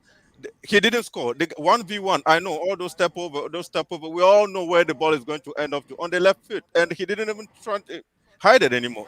I just don't understand Lukaku anymore, man. And for me... Out of all the chances... Hold on. £100 million. £100 million player. All right. This £100 million player is your asset. Boogie, if you buy a car, you know, I love these analogies. It's like, do you remember my chef and my waiter and the chicken? Well, this is similar. If you buy a car, Boogie, you buy a car, you spend a good chunk of your money buying this car. All right, you drive it for a little while, then you find that there's a problem with the clutch. All right, now you can fix that. And then try to sell it, because now that you find there's a problem in the car, even when you fix the clutch, it's never going to be the same as it was before. So what you're going to do, you're going to fix the clutch and you're going to sell it, right? Yeah, Boogie? Mm-hmm. All right, so now when you're going to fix the clutch and you're going to sell it, are you going to tell everyone that this car had a problem, which is a clutch, and you fixed it and you sold it? You're going to just get on with it, fix the clutch and sell it. Let's get on with it. Let's finish the season with the man, and then we'll try to sell him and try to replace him. But by us talking about the guy can't score, the guy can't this, the guy can't that, the guy is this, the guy is that, it ain't gonna benefit us nothing, man. It ain't gonna benefit us nothing. But still, I just sometimes get frustrated when I hear people talk I agree. about perform good. No. Listen, I'm trying to keep his value up, man. I'm trying to keep the. It's not even that. He was all right. Let's not listen, crazy. You know, he did today. Lukaku tried. I know it's not good enough. Trying is not good enough because we didn't pay £100 million for someone to come and try to be a striker. We paid for a striker. That being said, that's what we have right now. Let's not, go down the same path that we went with Kepa. When we tried to sell Kepa, no one wants to touch him with a barge pole. No one wants to buy Kepa. When they sell him, no one wants to buy him. When they loan him, nobody wants to loan him. Now we're stuck with a £72 million goalkeeper who's our backup to a £20 million goalkeeper. Let's not get down that same path with Lukaku, man. Lukaku, he's a good striker. He's not scoring goals right now. He's in a bad bit of form. Hopefully, I won't say hopefully, if we sell him, no. You can say something, but just don't. Hopefully, we can sell him to Paris Saint-Germain next season and get some of our money back. I think what you said basically works. What you said basically works only when we try and sell him the next season. Just because we're not talking about him, people start to realize, okay, fine, he's actually doing something, and then we actually keep him for the next season. That's even more worse, right? That's the problem now. Like, if we stop talking about him, Roja is not going to come in. I'm not saying don't talk about him. I'm just saying let's try to give it a more balanced view. Boogeyman just started off saying by this guy's shit. Come on, man. Let's just try to be a little bit more, a little bit more pragmatic in our approach to the man. Then, he tried. Tuchel said to him, "I need you to create some chances for yourself." He did it twice today. Didn't score. First time, he hit a defender. Second time, he made Lloris make a save. But he is improving. He is trying to do something. Let's hope that he can improve. We are quick to criticize and to criticize in a very strong way. Boogie, you understand what I'm saying? I understand what you're saying. I understand what you're saying, 100%. And listen, I don't know how to say that because I just listen to, and it's just people trying to make it sound like, okay, the team performed good, so then Lukaku is part of the team. Then Lukaku, no, it's just we should have been doing better right now. This game, it was 5-0 game. Lukaku should have just scored 3. He didn't score any. So my point is, we need to support him, but he needs to give us something also, man. Like once in a while, I'd like to get something to keep my. I agree 100%. I agree 100%. And this comment here from Border Confessor. Listen, with you 100%. I'm with you 110%. Mainstream media will grill him, will berate him a lot more than what we're going to do. We're the fan base, though. We're the fan base, and we are the ones that are going to stick by our players. Thick and thin. While there are players, we're going to stick by them. And hope they can turn it around. Because, boy, £100 million investment, if he can turn it around, things will be a lot better for us. And if he can't, we're in trouble. We are in trouble because that is our investment. That's our money out there. So, I'm with you. Mainstream media will tear him to pieces. Yeah. MDT is quiet. MDT is quiet, man. I don't know why MDT. I'm sure he's watching Nigeria. I'm almost certain he's watching Nigeria right now. I'm pretty sure. No, yeah, I'm watching as well, and I'm listening to Boogeyman talking nonsense. So that's the thing. Thank because you. Football is not all Thank about. you. Hold on. Football. Wait. Football you can have. MDT. One second. I need to do this. All right, go on. Take it away. Boogeyman talking nonsense. Nigeria. Carry on. Well, Boogeyman talking nonsense and people going on players Lukaku has a mixed bag. But to say he was slow in the game, I don't understand. I don't get it. I don't understand. I think Boogeyman, when he has an agenda, is an agenda. When he doesn't, he look at football in his own prism. And that prism, I don't think I've ever seen anybody play football like that. When you talk, oh, Messi take 10 people. Messi is at PSG struggling. So players struggle. It's normal. So they're not machine. They struggle sometimes. It doesn't matter whether it costs 100 billion or whatever. It happened. Lukaku struggled today, but the things he did well, he held the ball up. Okay, he was slow with his movement, his anticipation, which he need to improve. But then guess what? The more you play with your teammate, you know what? Can you just shut it? Let me just speak because you've been speaking. No. Don't talk to me to shut it. Okay? You need to I'm show gone some now. respect. I have visitors Are you anyway. stupid? I'm Tell gone. me to shut it. Who do you think you are? Idiot. Tell me to shut it. What? Don't. Fucking. Mo, I'll go also. I will not let someone tell me to shut it on live team stream, man. I'm done. What is that? To shut it? You hit. It's out of line. It's out of line. It's out of line. I don't know why he said that. I'm not sure what. Who does he think he is? Yeah, Seriously? Shut it. It's out of line. It's out of line. Shut It's it. out of line. It's Look out of at line. this guy for me. Okay. Like what I'm saying is, I said Lukaku slowed down the game. He said no, it is a nonsense. And at the same time, he said his movement was slow. So what is the contradiction in there? That's exactly what I'm trying to point out. It's always the same with Mo, MDT. I said Lukaku slow the game down in our attack. He said that's a nonsense. So I'm waiting for him to justify why it is a nonsense because I was smiling. Then his next sentence was what? Lukaku was slow with his movement. Then I say, okay, so does that make any sense to himself? Now he's like, just shut it. Who does he think he is? Yeah, no, is out of line. Is out of line. I think maybe he misspoke. Yeah, he probably misspoke, Boogie. He probably misspoke. Listen, Boogie.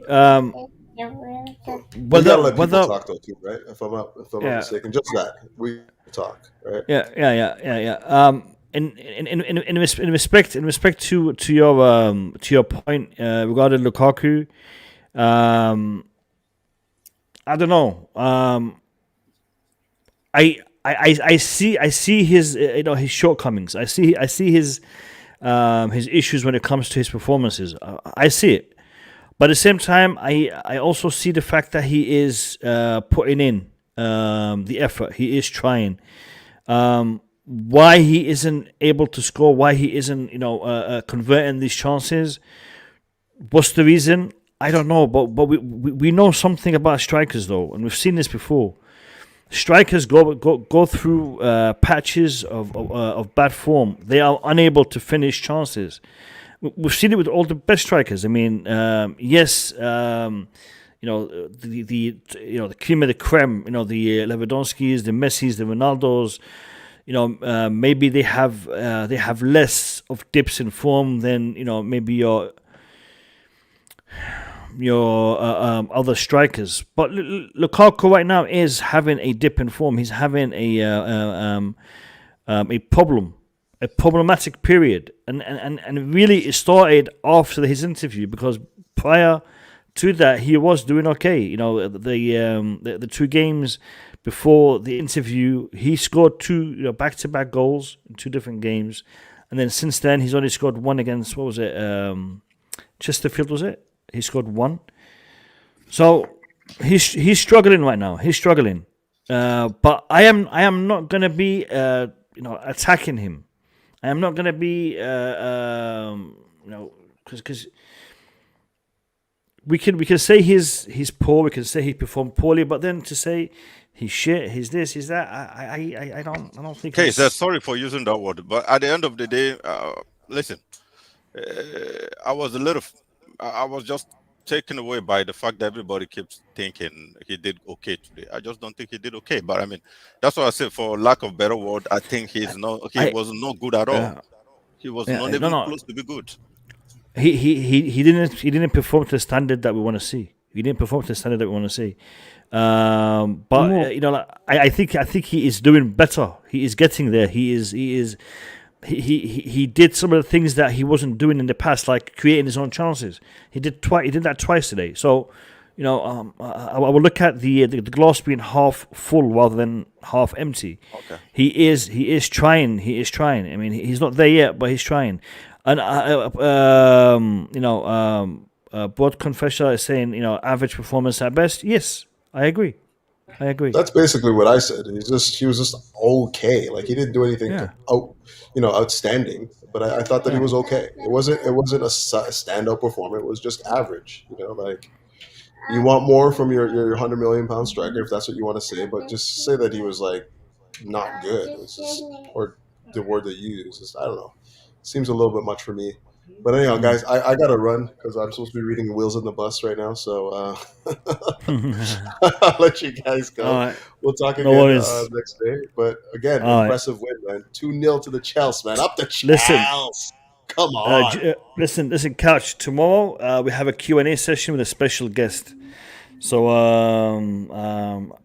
shall I reveal who it is? No, I'll leave it till tomorrow. But you know who it is. You know who it is. If I'm around, if I'm not bogged down with work, then I'll be on it. But Sweet. It'd be good to mix it with him. He's a good buddy of mine. Anyhow. All right, sweet. All right, fellas. All right, take it easy. Take care, Couch. Take care, brother. Bye. Cheers, Couch. All right, I'm actually gonna put the link in the chat for the next half an hour. If anybody wants to jump on, we'll hear the opinions of the chat. 1 second, I'm just. Meanwhile, I just wanted to just stress on something, right? Go ahead. Reason why there is so much of pressure on Lukaku, most of the time people think that is because of the interview. Whenever we start talking about Lukaku, people always refer back to the interview. People think, okay, fine, we're slandering Lukaku because of the interview.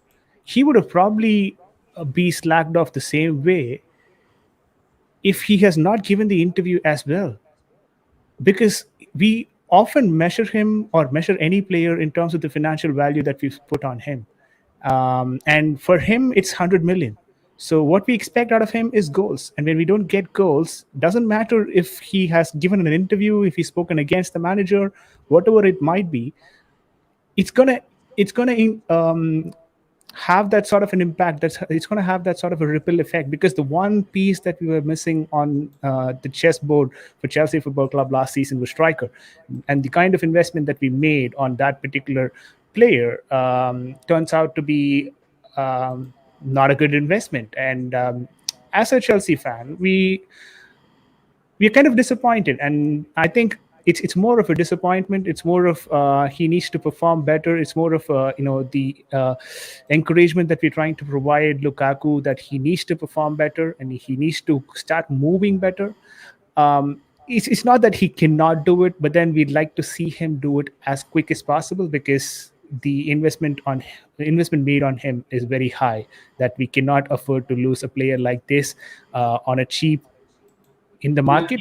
Also, at the same time, we cannot afford to have him play a normal game where he doesn't perform at all on the pitch. All right. Cheers, VJ. I've got a whole list of people who have clicked on the link, so I'm going to give them each a couple of minutes to give me their thoughts and opinions. Actually, the first one was actually at the game.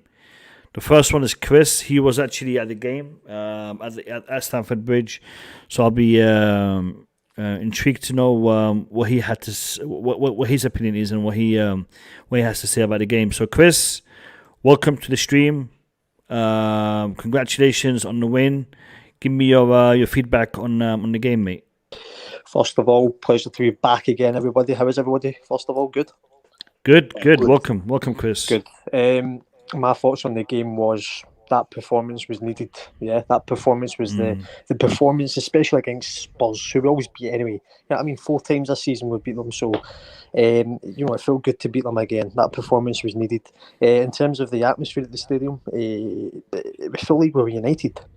We were felt like there was no divides. It felt like we were all together back in the team, and to see Tuchel on the touchline, be passionate as ever, was great. It was great. In terms of the performance, overall fantastic. In the final third, a lot better. The decision making was a lot better from individual players. Hudson-Odoi, I felt, had a poor first half, but in the second half, much improved. Ziyech, mate, keep that performance up, mate. Yeah, that's the Ajax Ziyech. Yeah, that's why we signed him.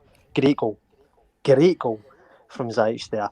Lukaku, his passing got a bit better. His decision making was better.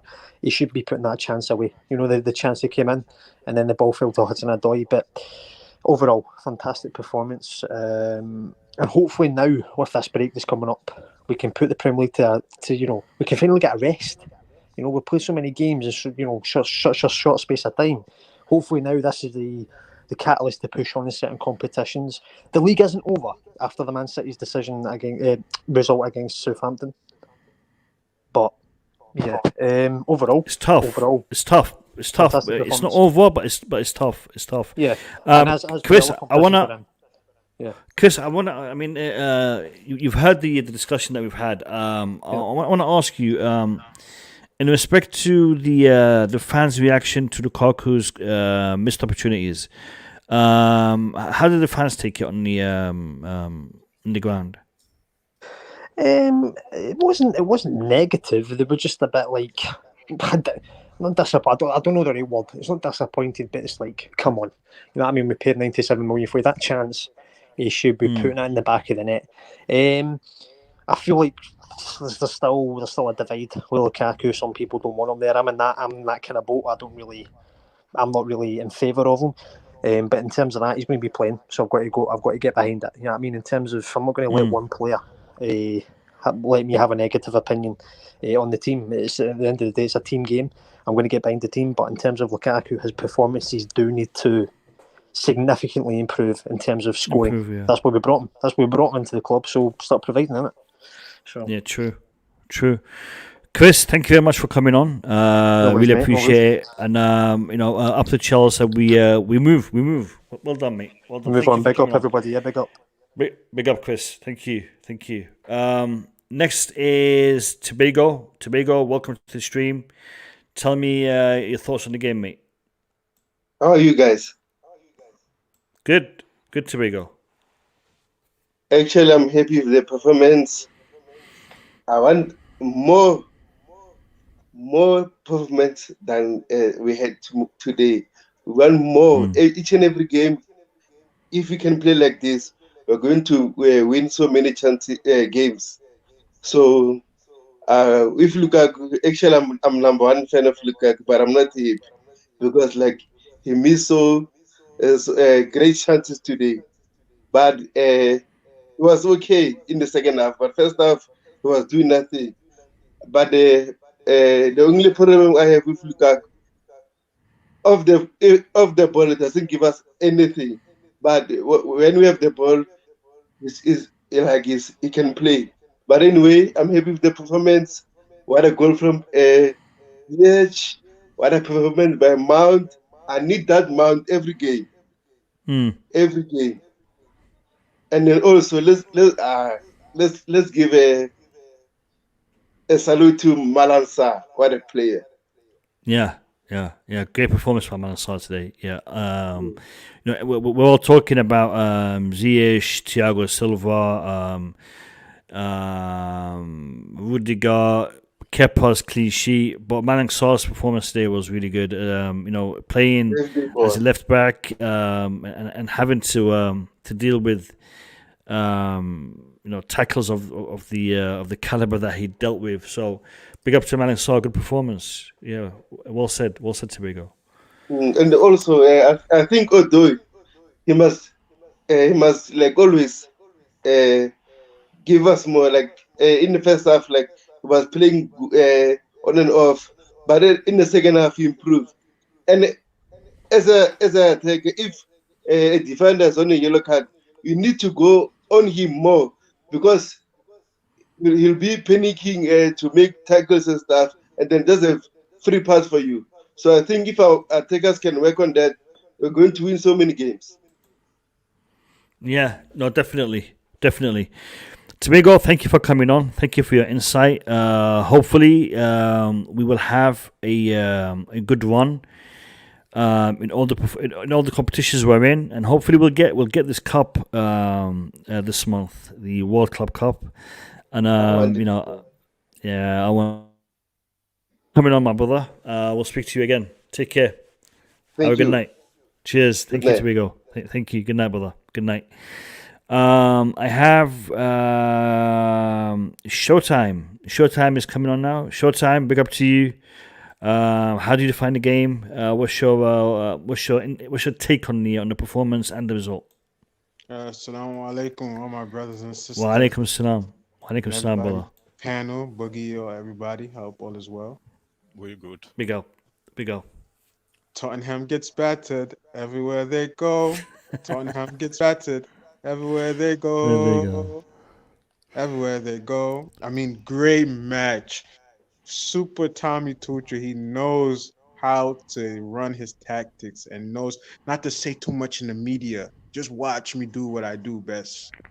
Watch me talk to this team and watch them perform. Great performance today. I think this at the back is really something we need to adapt. Something that we need to employ into our team steadily.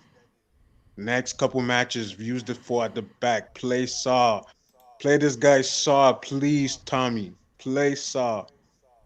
Play this formation, please. It's wonderful to see Ziyech, that left leg of Ziyech. Mwah! Delicioso. Very sweet, this left leg of Ziyech. I don't know where he got it from. And Lukaku, he tried. I can't say I don't like Lukaku. I can't hate on Lukaku. There's no hate from me from coming to Lukaku. Lukaku, you tried. You just sometimes, I know you're thinking too much. When you get the opportunity to score, you think ahead. You got to stop doing that. The goals are coming. Just be gentle when you're in front of goal. That one he missed in the first half, I was upset. But I knew again he was in his head thinking too much.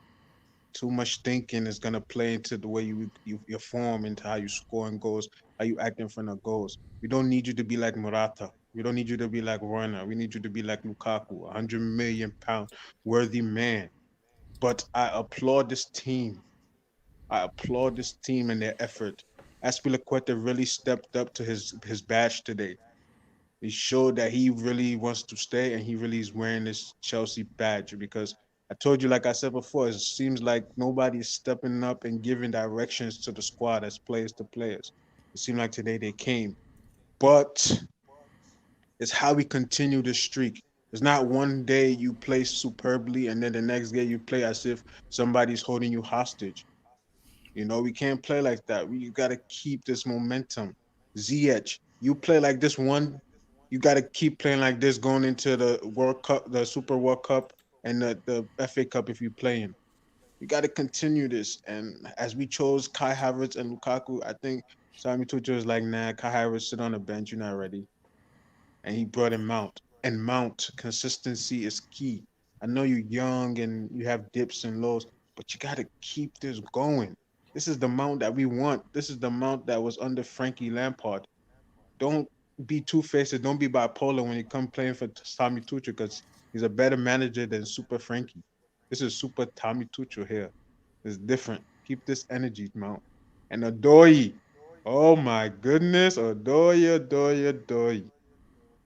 They heard you yesterday when we were talking about Odoi, and we told him whoever's listening, talk to Odoi. They was listening. They caught it, they wrote it down, they passed it, they texted him, they called him and told him, play your game, get out your head. The injury is over. Inshallah, you won't be injured anymore. But he played a great game. And oh my goodness, that pass to that move he made on Tanganga. He had Tanganga in his back pocket. Tanganga was struggling the whole match. Had to foul himself. Oh my God, I'm so happy. I'm upset that Nigeria got knocked out the AFCON, but it's okay. They rigged that one. But this one right here is my day.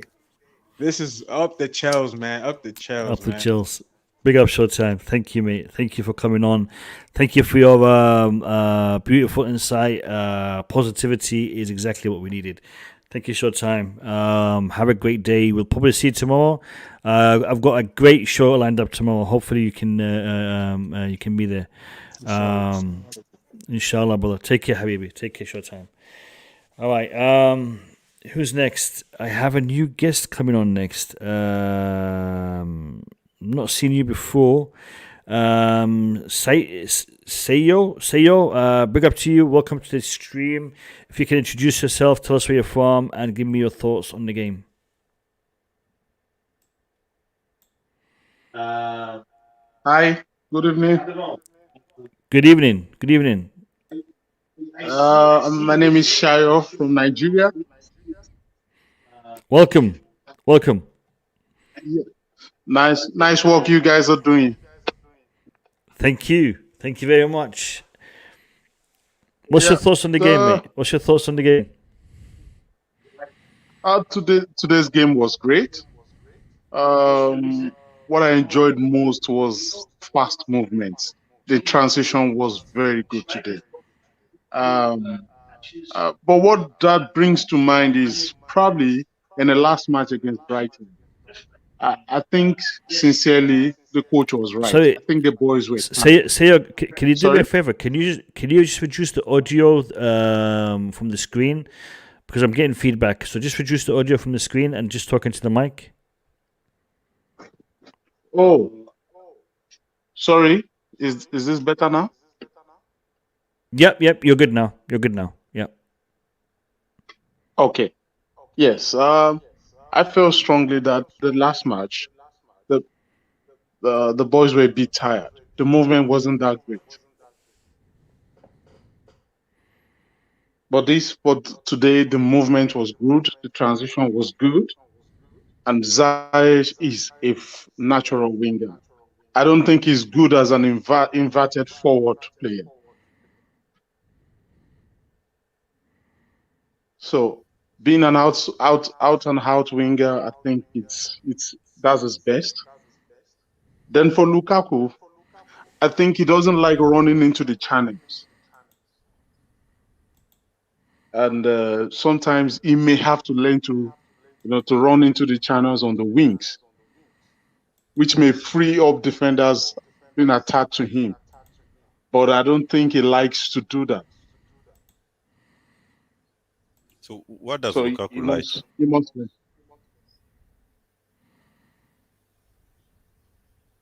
So that's just my thought. Thank you, Seyo. Much appreciated. Thank you for your insight. Hopefully we'll see you again in future streams, my brother. Big up to you. Yes. Big up to you. Thank you for joining.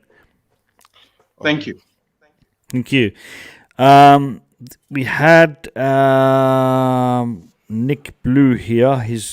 He's bounced out. All right. Yeah, today at one time, I don't know if you guys remember during the game, it was Jorginho. No, it was Jorginho or the SP that passed a through ball directly to Lukaku, and then you can see Tuchel getting waving his hand like the ball has to go side to side. So then I was wondering, you remember one time we thought Aspi was the one telling people instead of being direct, but just to keep possession. But it seemed like even when our players see a through ball or you see Lukaku running the channel and they pass the ball into it, Tuchel telling them that ball has to go side to side, which I was surprised to see. I'm not sure, maybe my interpretation was wrong, but that's how I understand it, because he was really frustrated telling, I think it was Jorginho or Aspi, that ball has to go side. Why are you putting the ball in? I mean, Lukaku did control that ball, but passed it back to Hudson-Odoi, if I remember properly, but I just don't understand. So, Boogie, 1 second. VJ, I think you have a fan playing in the background. Get a lot of audio feedback. Sorry, Boogie. Yeah, so I just think I'm not sure if the possession ball system is the only thing Tuchel is happy with. I'm not sure, man. Because when I saw that interaction, I didn't understand why he will be. Anyways, that was all I noticed when it comes to the possession game. And the other thing is, Kepa performance today was also good because he makes some good saves, and only on Hurricane goals, which is end up being cancelled. But that I think he should have at least go on his right. But I mean, guess what do you do when the person shoot at 1 meter from you? So it's difficult to make a quick decision. So, other than that, I don't see anything else. Yeah. All right. Can I go on? Can I just add something to it with respect to Boogeyman's comments on Thomas Tuchel asking probably the ball to be played horizontally? Boogeyman, I think it could also be with with respect to the match scenario on how or when that was actually asked by Thomas Tuchel to play to. Maybe after the 2-goal advantage, we didn't want to risk moving the ball forward, and we were quite content with passing the ball horizontally. It could also be it was in the first half. Oh, first half, is it? Okay. 0-0. Okay. Because I was thinking maybe it was in the second half, and maybe the intention was to keep the ball in possession so that we don't concede any early goals. But yeah, first half, then it makes a lot more sense what you're saying. Yeah. Yeah. All right. I wanna bring in DJ Sav. DJ Sav, welcome to the stream. How you doing? Hey guys. Oh, good, bro. How are you guys? All good. Big up to you all, by the way. Good. Big up, DJ. Was you at the game, DJ? Yes, I did go. I was at the match today. Yeah. Fantastic. Fantastic. Obviously, really happy with the result. Brilliant. Oh, mate. Okay. Is he breaking DJ, up, or is it just me? No, he's breaking up. DJ, can you repeat that last bit? I didn't catch that. No, DJ, can you hear us? No, okay. Performance today. I thought. DJ, audio's breaking up, mate. Audio's breaking up. Bounce back in again because we can't hear you. Yeah. Guys, could you summarize the performance today? And how do you see? How do you? I mean, how should I put this? Do you guys think the fact that we had this rest is why we performed so much better? Or is it because there's a different factor? Is it because Tottenham are so bad? Because we did play better today than we had done for quite a few weeks. So why? What was the main factor? Was it Tottenham? Was it the rest? Was it the formation, the system? Why? To be honest, I don't want to believe it is the rest, but I think it is the biggest factor for the fact that they look fresh. Their decision making looks a little better. Every time Ziyech hit that ball, it's always a purpose behind it. It was just something about him today that just making look like, whoa, that's the one we miss. Yeah, I think the 2 day off has a lot to do. And like he said today also, the first half was good. And like the game was, he was feeling the game and he did think they deserved to score. And maybe it's a combination of all those things. And also the coach, Tuchel was saying, he gave him a little more freedom today. So I don't understand what Tuchel meant by the fact that he gave Ziyech freedoms today. So maybe before he used to ask him to do his defensive part of the job, but today he just said, okay, just be yourself, do whatever you want to do, and let's see what happens. I'm not sure why Ziyech performed that good today, but I think the 2 day off. Boogie, do you think the fact that he's playing in that position is why he performed so good? I don't think so. I saw him play that position before.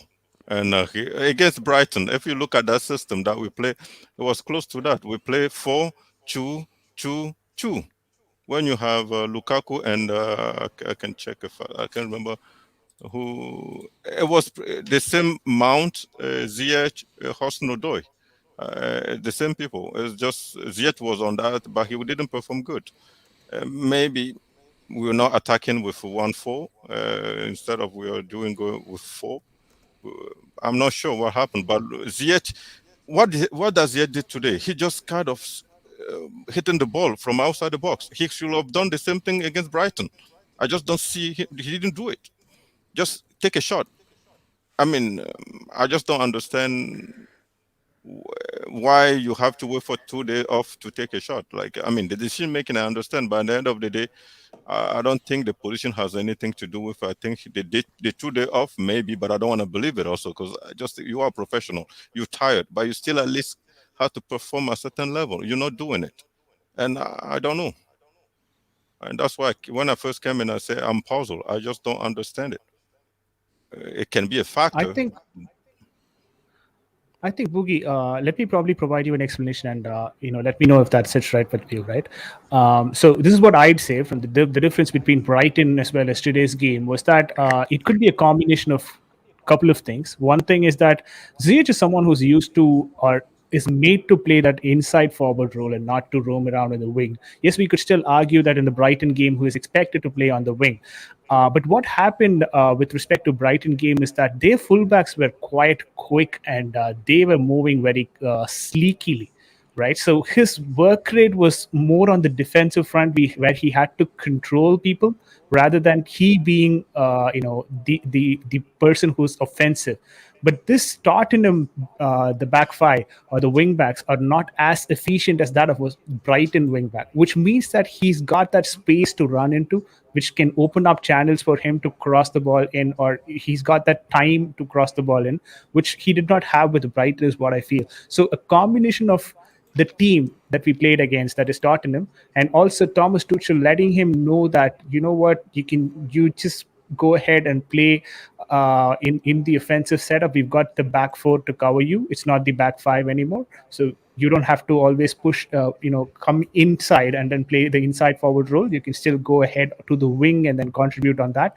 And Mason Mount today as well was a very good, very important contributing factor for the performance of Ziyech today, is what I feel. I think a combination of all these made Ziyech look better today.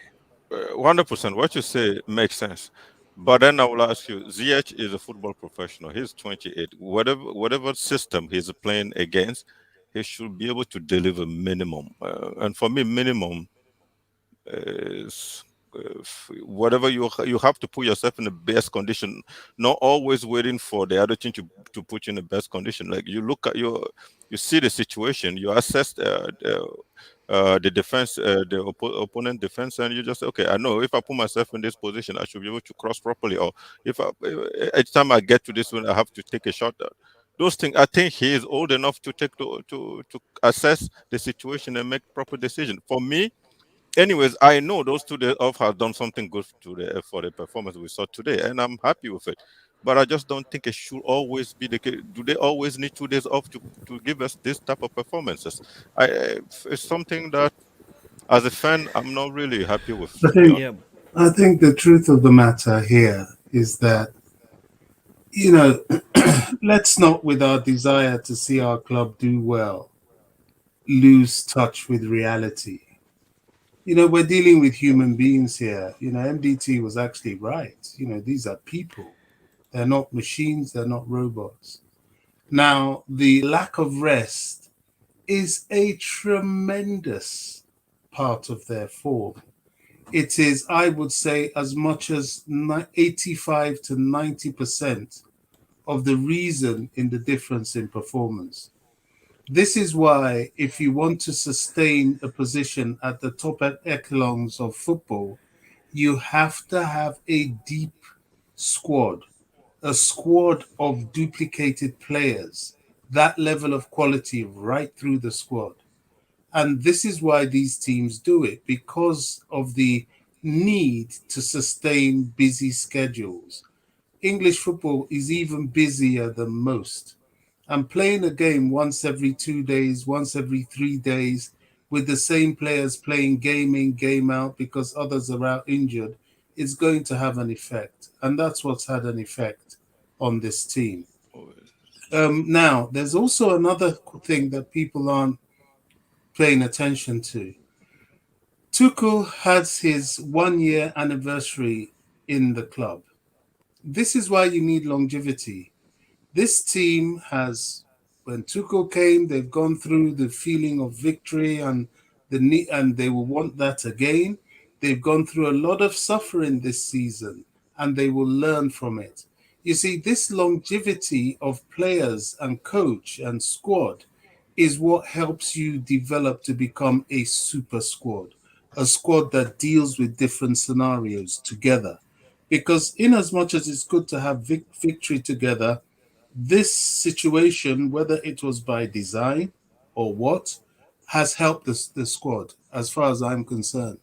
I believe it has. Even the mistake in the purchase of Lukaku, I think ultimately it's going to help us. It's going to make us definitely bring back Armando Broja in the summer. And it's going to make Tuchel find a way to use him. You know, people get really carried away. Oh, he's playing this system. He's playing that system. May he continue to play this system? No, he shouldn't. He should play whatever system was effective with the players he's got, with the match that's in front of him, and switch it in game. That's what winners do. They're not robotic. They're not in a box. They're not predictable, and they're not mechanical. Oh, we start off with 4-3-3 today. The team plays 4-3-3 all the way through. You'll be slaughtered by better teams. You need to switch, change, swap. If you have to, take your centre back, it's just an example, and make him a centre forward. Confuse the opposition. That's the key. And that's what Tuchel's all about. That's why I love him so much. People keep on, oh, he's always playing five at the back. The versatility of that five at the back is like none other. We've seen a robotic five at the back with Antonio Conte. It was revolutionary when it started. When they sussed him out the second season, it was a disaster. He wasn't flexible enough. Tuchel is flexible. The only thing that has done Tuchel this season is a lack of squad depth. You know, with people like the wing backs that he relies so heavily on. And indeed, any team in world football having those wing backs will rely on them. So we need to learn from this. I think we need to focus on trophies this season and remaining in the top four, because we do have a very good chance of winning trophies and remaining in the top four. Makes sense. Boogie? Any contradictions to that? No, listen, I understand the longevity of the coach is key at this point, and it helps the coach know the players, and at the same time know better the league they play in. And one thing that I agree with is the fact that the system is always dependent on the player you have, and you should not be staying with the same system just because you win the Champions League with, because the next season you'll get figured out, and then the next season or the next few games will be catastrophic. Yeah, I understand all those, and also the fact that Bobby think the 2 days off have played a major part of the Chelsea performance today. I understand. I still think that our player just trying to find a reason to. I know 2 days off helped them a lot. Like, that's true. But when I look at the performance and where we are today, 13 points behind Manchester City, I'm puzzled about this performance. Every time we play Tottenham, not every time, the previous game against Tottenham was not that good. But this performance, I would love to see against Brighton. I would love to see it against Manchester City. I managed to were a better team, but listen, I would like to see half of this energy against those teams, because I'm so frustrated with the performance we pulled off today, and then we didn't do even tenths of this performance against Manchester City or Brighton. It was just awful for me too. Yeah.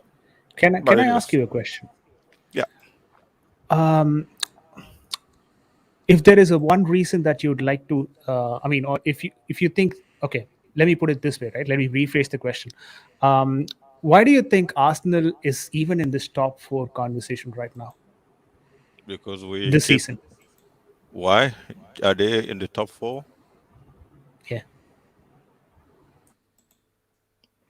Because we keep dropping points. Maybe I'll even more brief out the question, right? Okay. Arteta is not the best of managers when it comes to the top 4. Okay. Aubameyang is not the best of striker when it comes to the top 4 teams or the top 6 teams.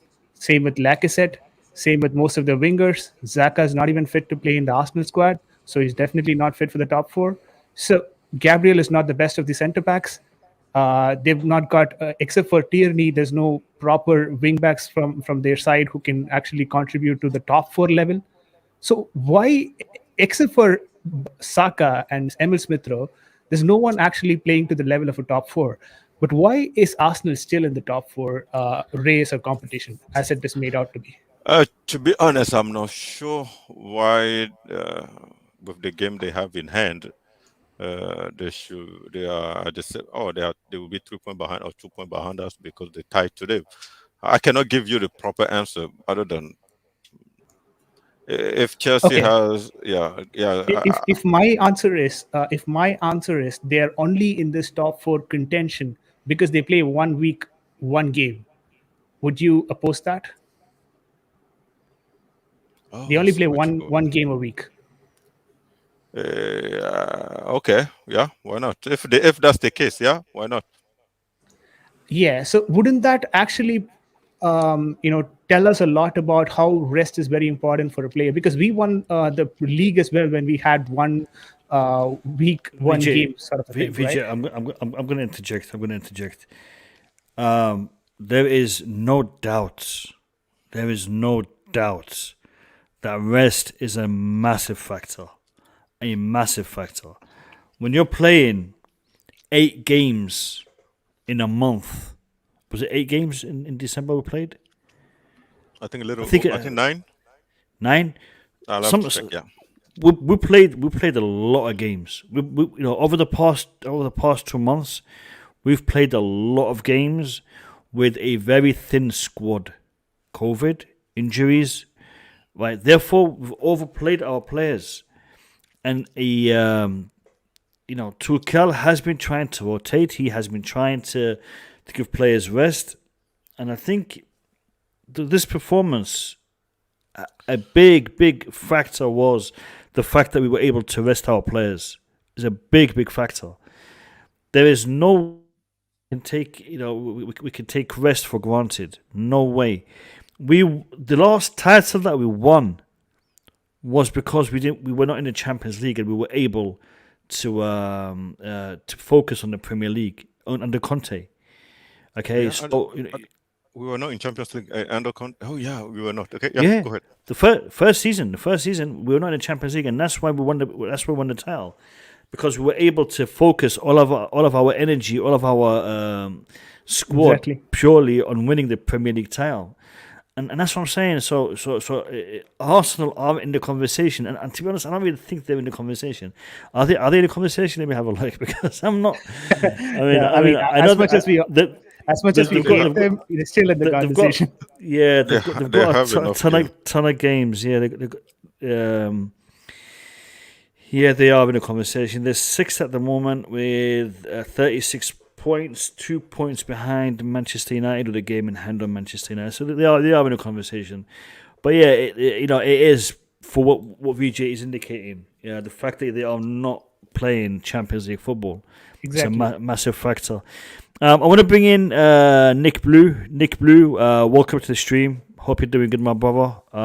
What's your take on the game, mate? Yeah, hi chaps. Yeah. Hi Nick. Yeah, I saw the game. Yeah, first half we started off well. We carried on really well. Good performance first half, but not taking our chances. But the second half, it was like a different team. From the first minute we come out. That's what I want to see. The real Chelsea. They come out firing. Ziyech, unbelievable goal. But not just his goal, he was everywhere. Man of the match, easy for me. He was everywhere, even running back, going forward, he was everywhere. And Mount improved a lot today. You know, like the old Mount. Wait. I got to stop you there. Mount didn't improve. Mount played like Mount plays. We know Mount is a very good player.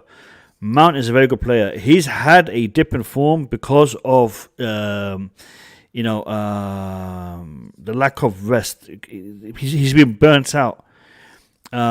Today he's had he's playing a game on the back of a little bit of a rest, and I reckon that is why we're seeing we saw the performance that he put in today. This is the performance that we expect from Mount. This is not Mount playing good. This is what Mount does. This is Mount's level. Mount is a good player. Yeah. So I mean, Mount, he put in the performance that we expect from Mount. So I'm happy. I'm pleased.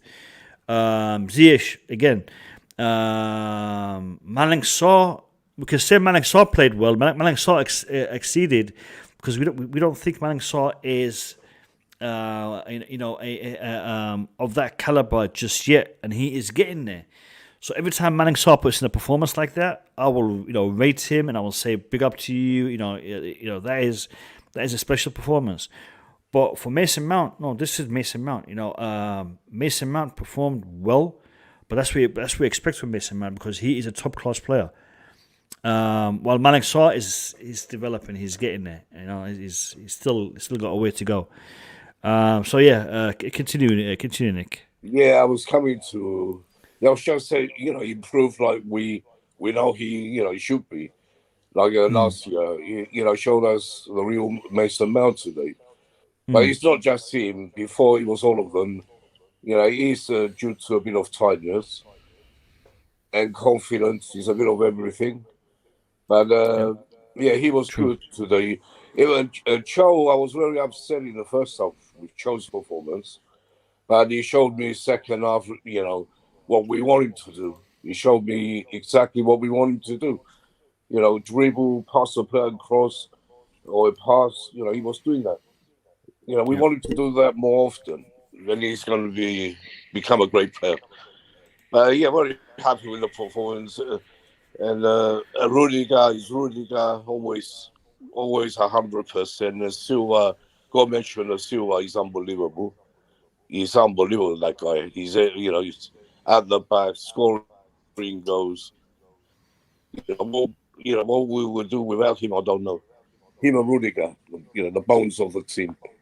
And Essa was very good again. Every time he plays now, he shows us, he's a good player, great player.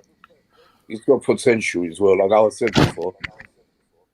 Coming to Lukaku, for me, he wasn't like Boogie thought he wasn't very good, but he wasn't because he didn't score. He had to score one of those 3 chances, but I think it's lack of confidence mostly, and you can see he's not 100% fit.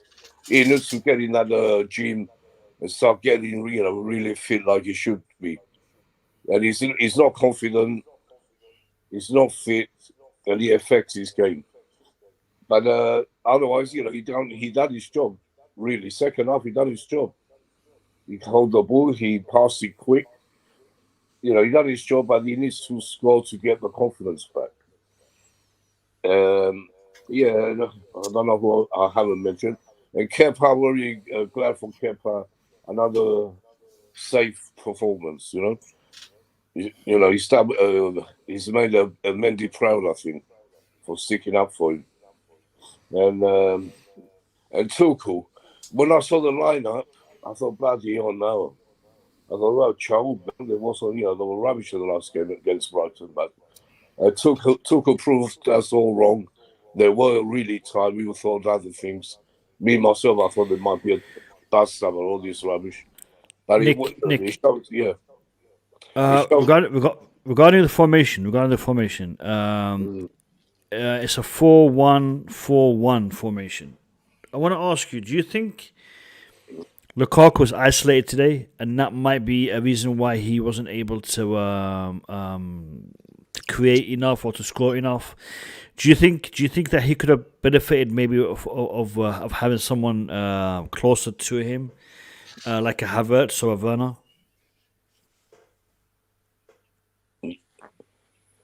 Yeah, I think I was expecting Havertz to start with him today, really, but he didn't. Tuchel went a different way. We talked about it yesterday. Yeah, we thought, yeah. And we all got it wrong. But, he shows Tuchel knows what he's doing. It doesn't matter. He puts us a team, and now he's got to stick to it. Now they're going to have a rest, another 5 days to Plymouth. We play Plymouth Saturday. Not all of them will have to play anyway. But, Tuchel knows what he's doing. He shows, what a manager he is again. He knows what to do. But Lukaku, I think mostly his confidence. His confidence is gone. You can see that when he was trying to shoot, he couldn't get the ball. That first chance he had, you can see that's lack of confidence. Nick Blue. Lukaku is a human being. I know. He has 2 days off, right? And it's not his first season in the APL, and he has 2 seasons in Serie A. So I think a player like that cannot be.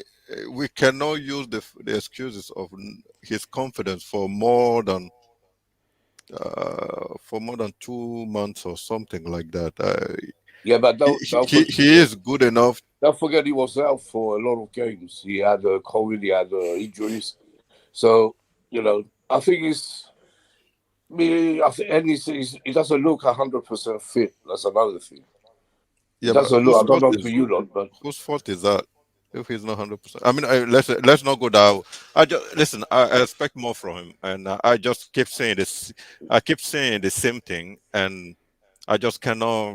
I don't understand when anybody said he has done what he was supposed to be doing. So I don't understand that. It's difficult for me. Apart from scoring, he done his job second half. So, he made runs. He was passing the ball. The only thing he didn't do was score. I disagree with that also. He didn't score, but let me ask you a question. Had he have converted one of those chances, would we be having this conversation right now? I think it will make the game better, and it will probably get him also in the game at one point better. I'm not sure. Would you be saying that his performance was bad? Yeah, if he had converted one of those chances. I'm pretty sure. If you go back to, I think which game he came on and scored a goal, and then run with. I say he did score those 2 goals. No, he scored 1 goal. Aston Villa, and he created a penalty. I can't remember that game. I say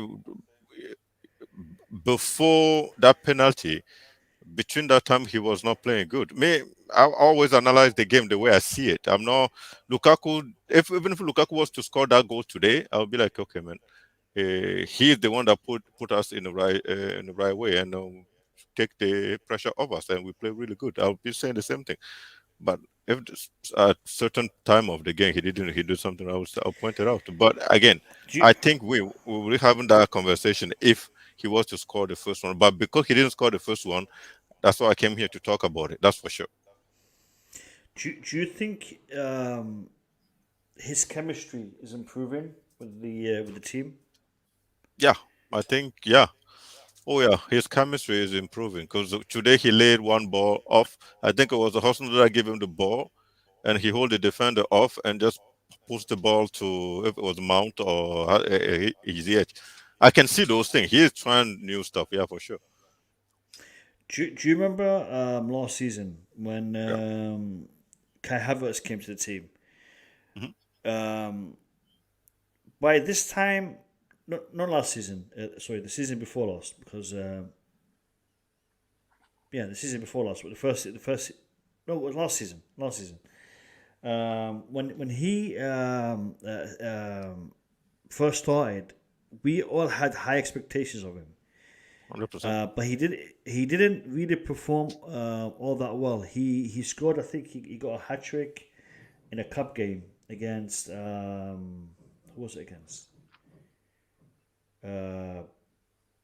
Barnsley, was it? I think is it Everton. Barnsley. Everton. I think Everton. No, cup game. No, it cup was game. a championship team. Yeah. Oh, Yeah, okay. Barnsley. I think it was Barnsley. He got a hat trick. He got a hat trick, and we all thought this is it. He's gonna get into his form and just start scoring, but he didn't. And we are still on the fence in respect to his goal scoring ability. But we're not on his case like we are with Lukaku. Lukaku literally came to us from Serie A. He's integrated into a new system, a new team, and he's been out with COVID. He's been out with injury. So I think kind of a little bit of slack is not too much to ask, is it? No, you're right. Yeah, I would say yes. It's not too much to ask. Yeah. I think the fact that he, we're going back in a circle here. Yeah, it was Barnsley. We are going back in a circle here. If it wasn't for the interview that he did, I think all of us would be giving him more slack than we are because of the interview. Because of the interview, I for one, I'm a little bit harsher on him than I would have been had he not done that interview. And I think that's pretty much the whole fan base right now.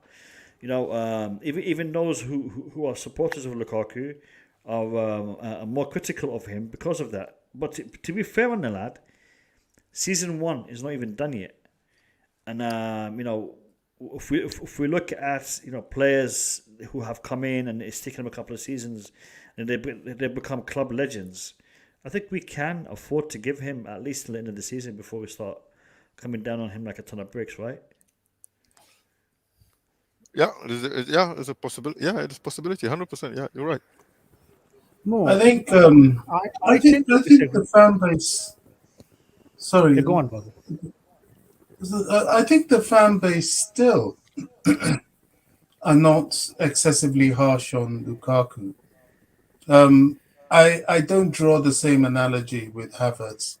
Havertz came as a developing young player, and he has every right to be given some time.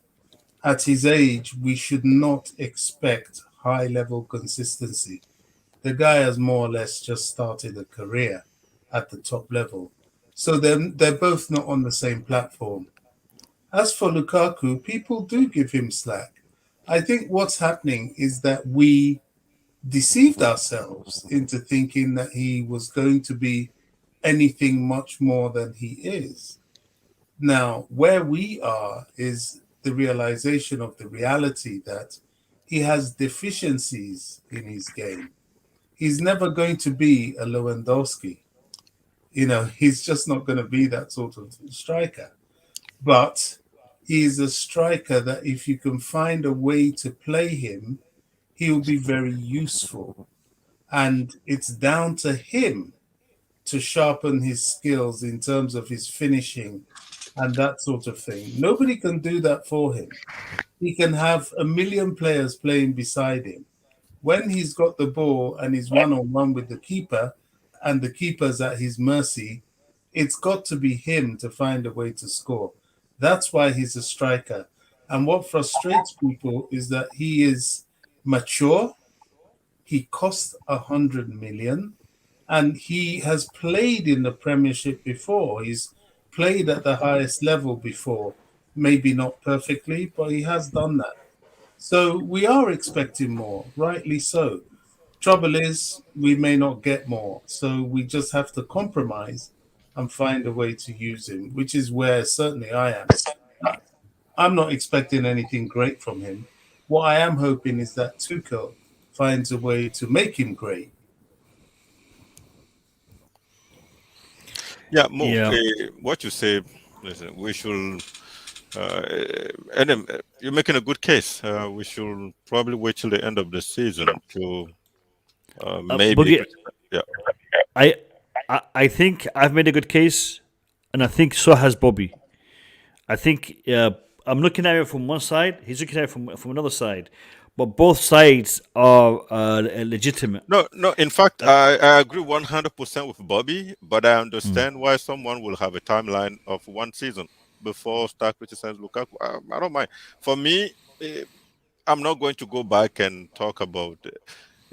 My point is Lukaku should be the one helping this team, this young team, because that's why he was brought in for.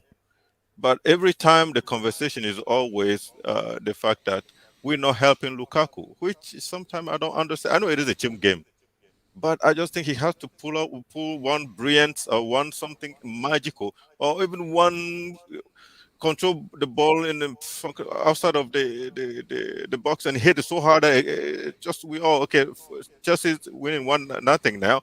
So now let's control the game, let's score more goals. But he's not doing it, and every time his demeanor, I don't know if that word is exactly English, but his demeanor on the field is just like he's blaming other player for simple stuff he has to.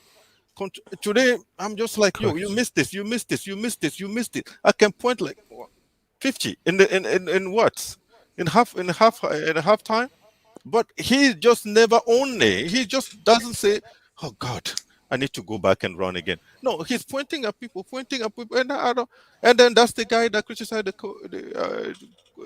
thinking that the system is not properly set for. I just don't understand it. Like again, I'm willing to wait, but I'm just being honest now. Anybody or when Lukaku play, I will judge Lukaku game by game. I already say that. Today game, I don't want to hear anybody say. I mean, you are free to say what, but I cannot accept anybody telling me Lukaku play okay today. He didn't. It was not close to be okay for me. Like I just didn't see it. Can I just ask you? Yeah, I'm listening. Yeah, but no one said he played good. We know he should have scored.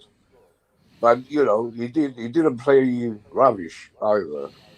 I would say. But in fact, I will tell you. Game. My point is this: today's game, he played actually the way you said it, rubbish. Yeah. I say she said the other one. People don't like it, but I think he played.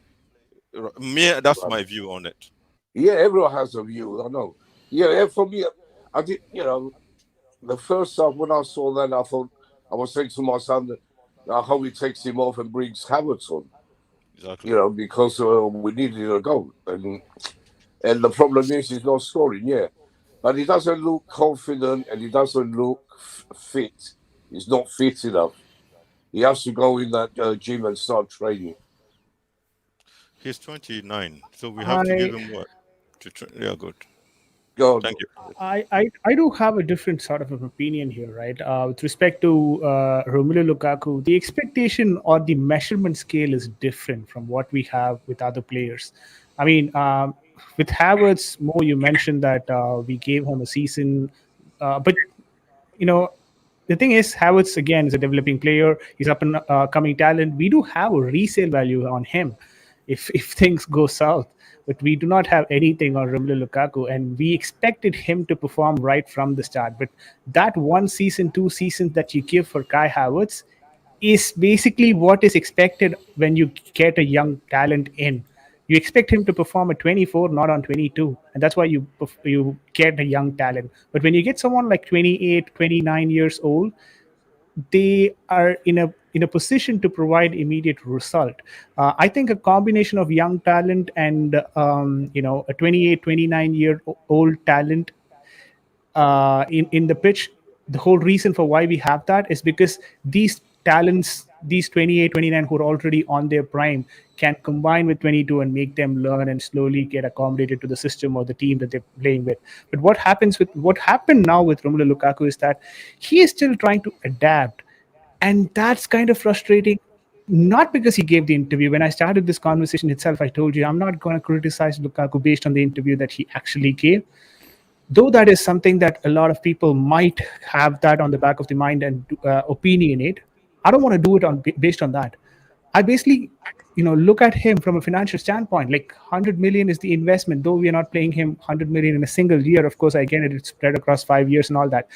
The thing is, that sort of an investment on a 28-year-old, the expectation in terms of result tends to be immediate. And I don't understand the fact that... Hold on, Vijay. We have paid 100 million. We have paid 100 million. We paid it in respect to his transfer fee. 97.5 was his transfer fee. The cost is spread on 5 years, but the actual payment is done at one lump sum. But it's divided over the 5 years, and that's how it's spread in regards to our finances. But we have paid that money, so he has cost us that money. If we were to sell him, then we would be recuperating some of that money. But as a transaction, he has cost us 100 million or thereabouts in transfer fees, regardless of the wages, regardless of the agent fees or whatnot. We have paid that 97.5. Yeah, absolutely. In terms of book, it will reflect in 5 years as amortized value. That's what I'm trying to say. Sure. Yeah, so I get your point. Werner, who's on the chat, he says that the resale value of the player, Vijay, it is annoying. Resale value, when we speak about young players, it does make sense, buddy. And also, I don't play FIFA career mode and all that stuff. But yeah, just quickly returning back to the same Lukaku point. I think that's one of the main reasons why I'm not going to basically slag him or anything of that sort. I just basically want him to perform better and show more intent, which I feel, it's improving more. Don't get me wrong, it's improving as the match progresses. But is this the right state of graph? Is this the right amount of improvement that we are seeing on a match by match basis, right? Or that improvement should be quickened a lot more so that we get that result even more quicker. That's my question. Want to see it quick? Obviously, want to see it quick. But the result is gonna be determined by his performances and the manager's selection. There's a lot of factors, but it can't happen quick enough for us. Let me hear from Pod. Yeah, hello, Mo. Yo. The thing about Lukaku that is very strange when you look at the Premier League as a whole. There's no real striker that's really scoring goals in the Premier League this season. When you really look at it, apart from Vardy, nobody has more than 10 goals. You have the inside forwards and Salah and all that, but in terms of money. Yeah, and Jota. But in terms of actual strikers, there's nobody. There's nobody apart from Vardy that's even scored above 10 goals this season. So it's been very strange in the Premiership. And a lot of strikers have been playing. They haven't been injured. You know what I mean? So they haven't had the 2 months out that he had out and stuff.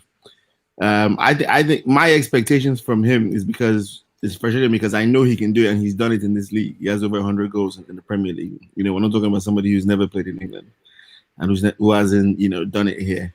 It was the thing where he's had his whole career where he was labeled as a flat track bully. I can understand that. Some people just have bad luck against big teams or just don't perform against big teams. I wouldn't expect him to just come to Chelsea and all of a sudden just change that. As long as he was banging in goals against Brighton, against all the teams below us, basically. So yeah, it's definitely worrying. I think there are definitely a lot of people behind the scenes, panicking, trying to make contingency plans for the summer, whether you bring in another striker or not, or whether maybe you look to move him on early because you don't want to give him another year and then that doesn't work out and then you're stuck with him. Yeah, the whole thing is very strange, but I think we also have to take stock that this is the halfway point in the season. We're actually getting to the business point now. Yeah, so you have a cup final in the League Cup. You got the Club World Cup thing, and if let's just say hypothetical sake, we win the League Cup, which we have 50-50 chance of doing. I don't think Liverpool are favourites. I think it's a 50-50 game.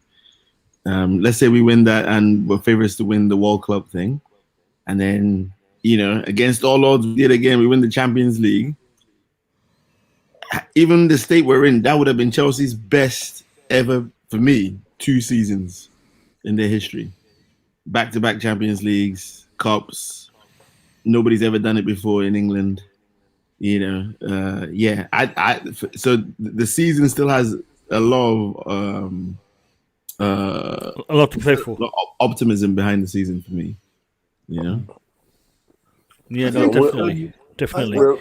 I think for sure, the thing about Lukaku is, I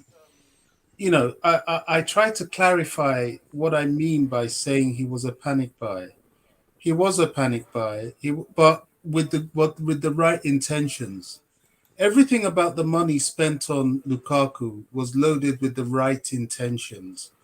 They wanted him to be that striker, that experienced striker that we needed so badly when they failed to get Haaland. And it required a lot of responsibility taking and perhaps a greater need, as we keep on saying, of football people on the board to be able to have had the courage to say, okay, we won't buy anyone this season until we get exactly what we want. But that ship has sailed. That's, that spilt milk is done. I don't really want to keep going back to that. I think from a cost-benefit point of view, the owner will be feeling extremely frustrated because 197.8 or whatever you want to call it, £1 million is a lot of money. And you need, after making that investment, ideally to get a return. Now, where Lukaku is actually saving himself is I don't think he lacks effort, and I don't think he's not trying. And I think that might be what might eventually break through for him. We're all willing this guy to be a good striker. Nobody wants Lukaku not to succeed, because if he succeeds, Chelsea's on fire. Bobby, you're wrong there. There is some people who don't want him to succeed. Well, Twitter is a cesspit. They're not all like me and you. Yeah, I know. They're trying to control the narrative, and people like me come totally against it. And I'm not going to stop. You can't stop me. The only way you can stop me is block me, but you'll still see me somehow. But anyway, that's a different. We all know what Twitter's about. Plus, don't you think he hasn't got the confidence? He's lost it. The confidence, in a striker is very important. It's definitely an issue. Yeah. It's definitely an issue. Yeah, of course. Confidence is an issue, of course. And he's lost that because all the shit was, people have been saying about him. He sees everything, don't forget, on Twitter and everywhere. So, I don't, that's what he just needs him. He needs everyone to get behind him.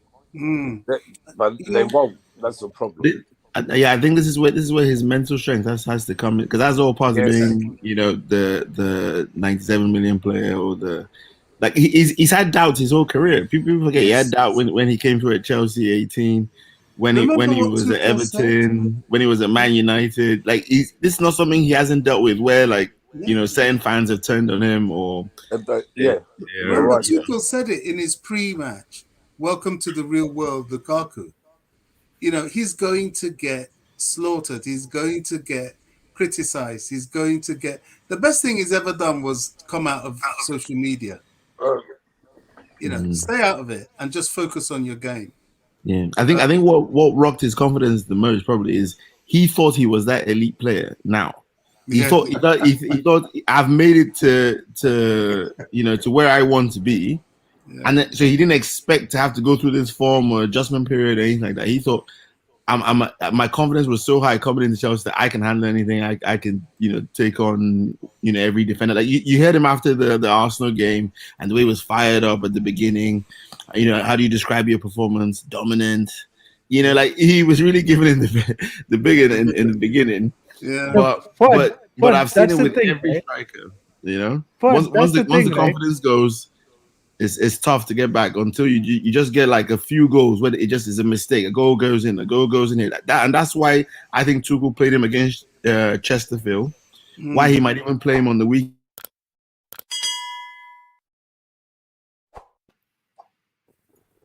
Sorry, I pressed that by accident. Sorry. Sorry, Pod. But go on, Bud. I pressed the by accident. You shocked It's into alright, it's alright. silence. I was going to say that's probably why he played him against Chesterfield and why he might play him again on the weekend, because he wants him to get those goals, because all of a sudden the stats start looking better. 2 goals against Chesterfield or 3 goals against Plymouth or this or whatever. Then all of a sudden it doesn't look that bad, because even like Kane for Tottenham, even though he wasn't scoring in the Premier League, he was picking up goals in the Europa League against a really poor opposition, and eventually he played himself into form in the Premier League. You know, they continued playing him regardless of whether he wasn't scoring or not. They kept on playing him, and eventually Kane is a shadow of himself. You know, they'll be lucky to get 10 quid for him, not to mention 120 million. He is pants at the moment. You know. Yeah, it's so hard to judge, because someone like Giroud would have been excellent for this period, you know, just to come in, body up front, you know, people talk about champions of Europe. Well, wouldn't have been champions of Europe without Olivier Giroud. Seven goals, top scorer in the competition for us, you know. Yep, definitely. Listen, lads, I'm gonna have to. Sorry, Bobby. I'm gonna have to end the stream. But before I end the stream, I want to say a couple of things. We will be going live tomorrow at 7 p.m. UK time for a Q&A stream. I have a guest coming on tomorrow.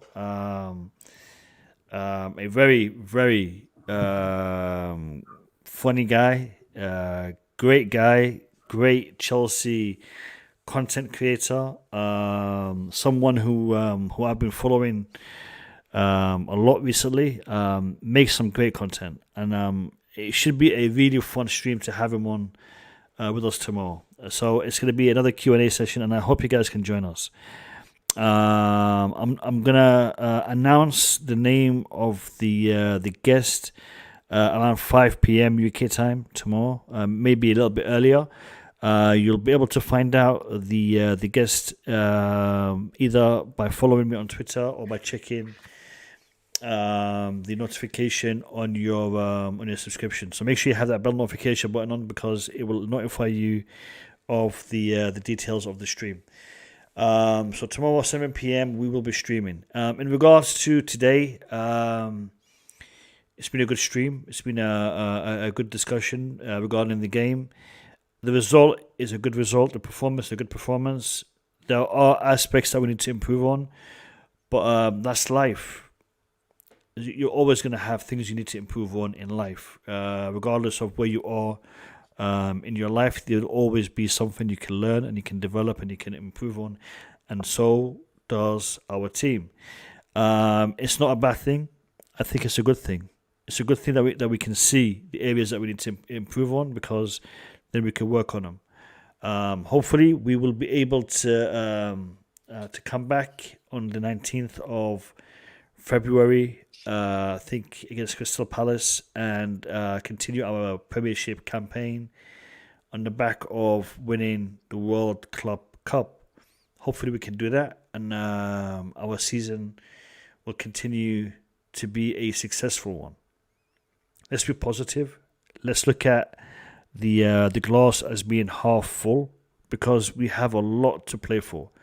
Pod was talking about potentially retaining the Champions League. There's nothing to stop us from doing that. The other teams in Europe are not playing some super football that Chelsea can't compete. Chelsea can compete with everyone. In fact, we probably are in a better position than them, because we are the champions of Europe. We have that title. We won it. We know what it's like to win it. Therefore, it's going to be for us to defend it and for them to try to take it. Reece James will be back by the next Premiership fixture, and hopefully he will be back, and he will be able to continue from where he left off. Reece James is one of the key players that we're missing, so having him back will really strengthen our campaign. Let's hope things are going in the right direction. I don't think the fact that Lukaku isn't scoring is a big issue right now, because I think it's something that he can definitely develop and work on. And hopefully by the time we're playing Crystal Palace in the Premier League, he would have fixed it. Hopefully, a few goals in the World Club Cup. Maybe he gets get some time against Plymouth and can get a goal or two there. There's still potential. There's still options. So lads, thank you for being here. Thank you for taking part in the stream, and I hope to see you tomorrow evening. I do have a few things lined up for the next few days. There's no football, but there will be content on the Blue Lounge. If you haven't subscribed, do me a big favor and hit that subscribe button, and make sure you hit the like button. Really appreciate it. Have a good evening, guys. I'll see you all tomorrow. Peace.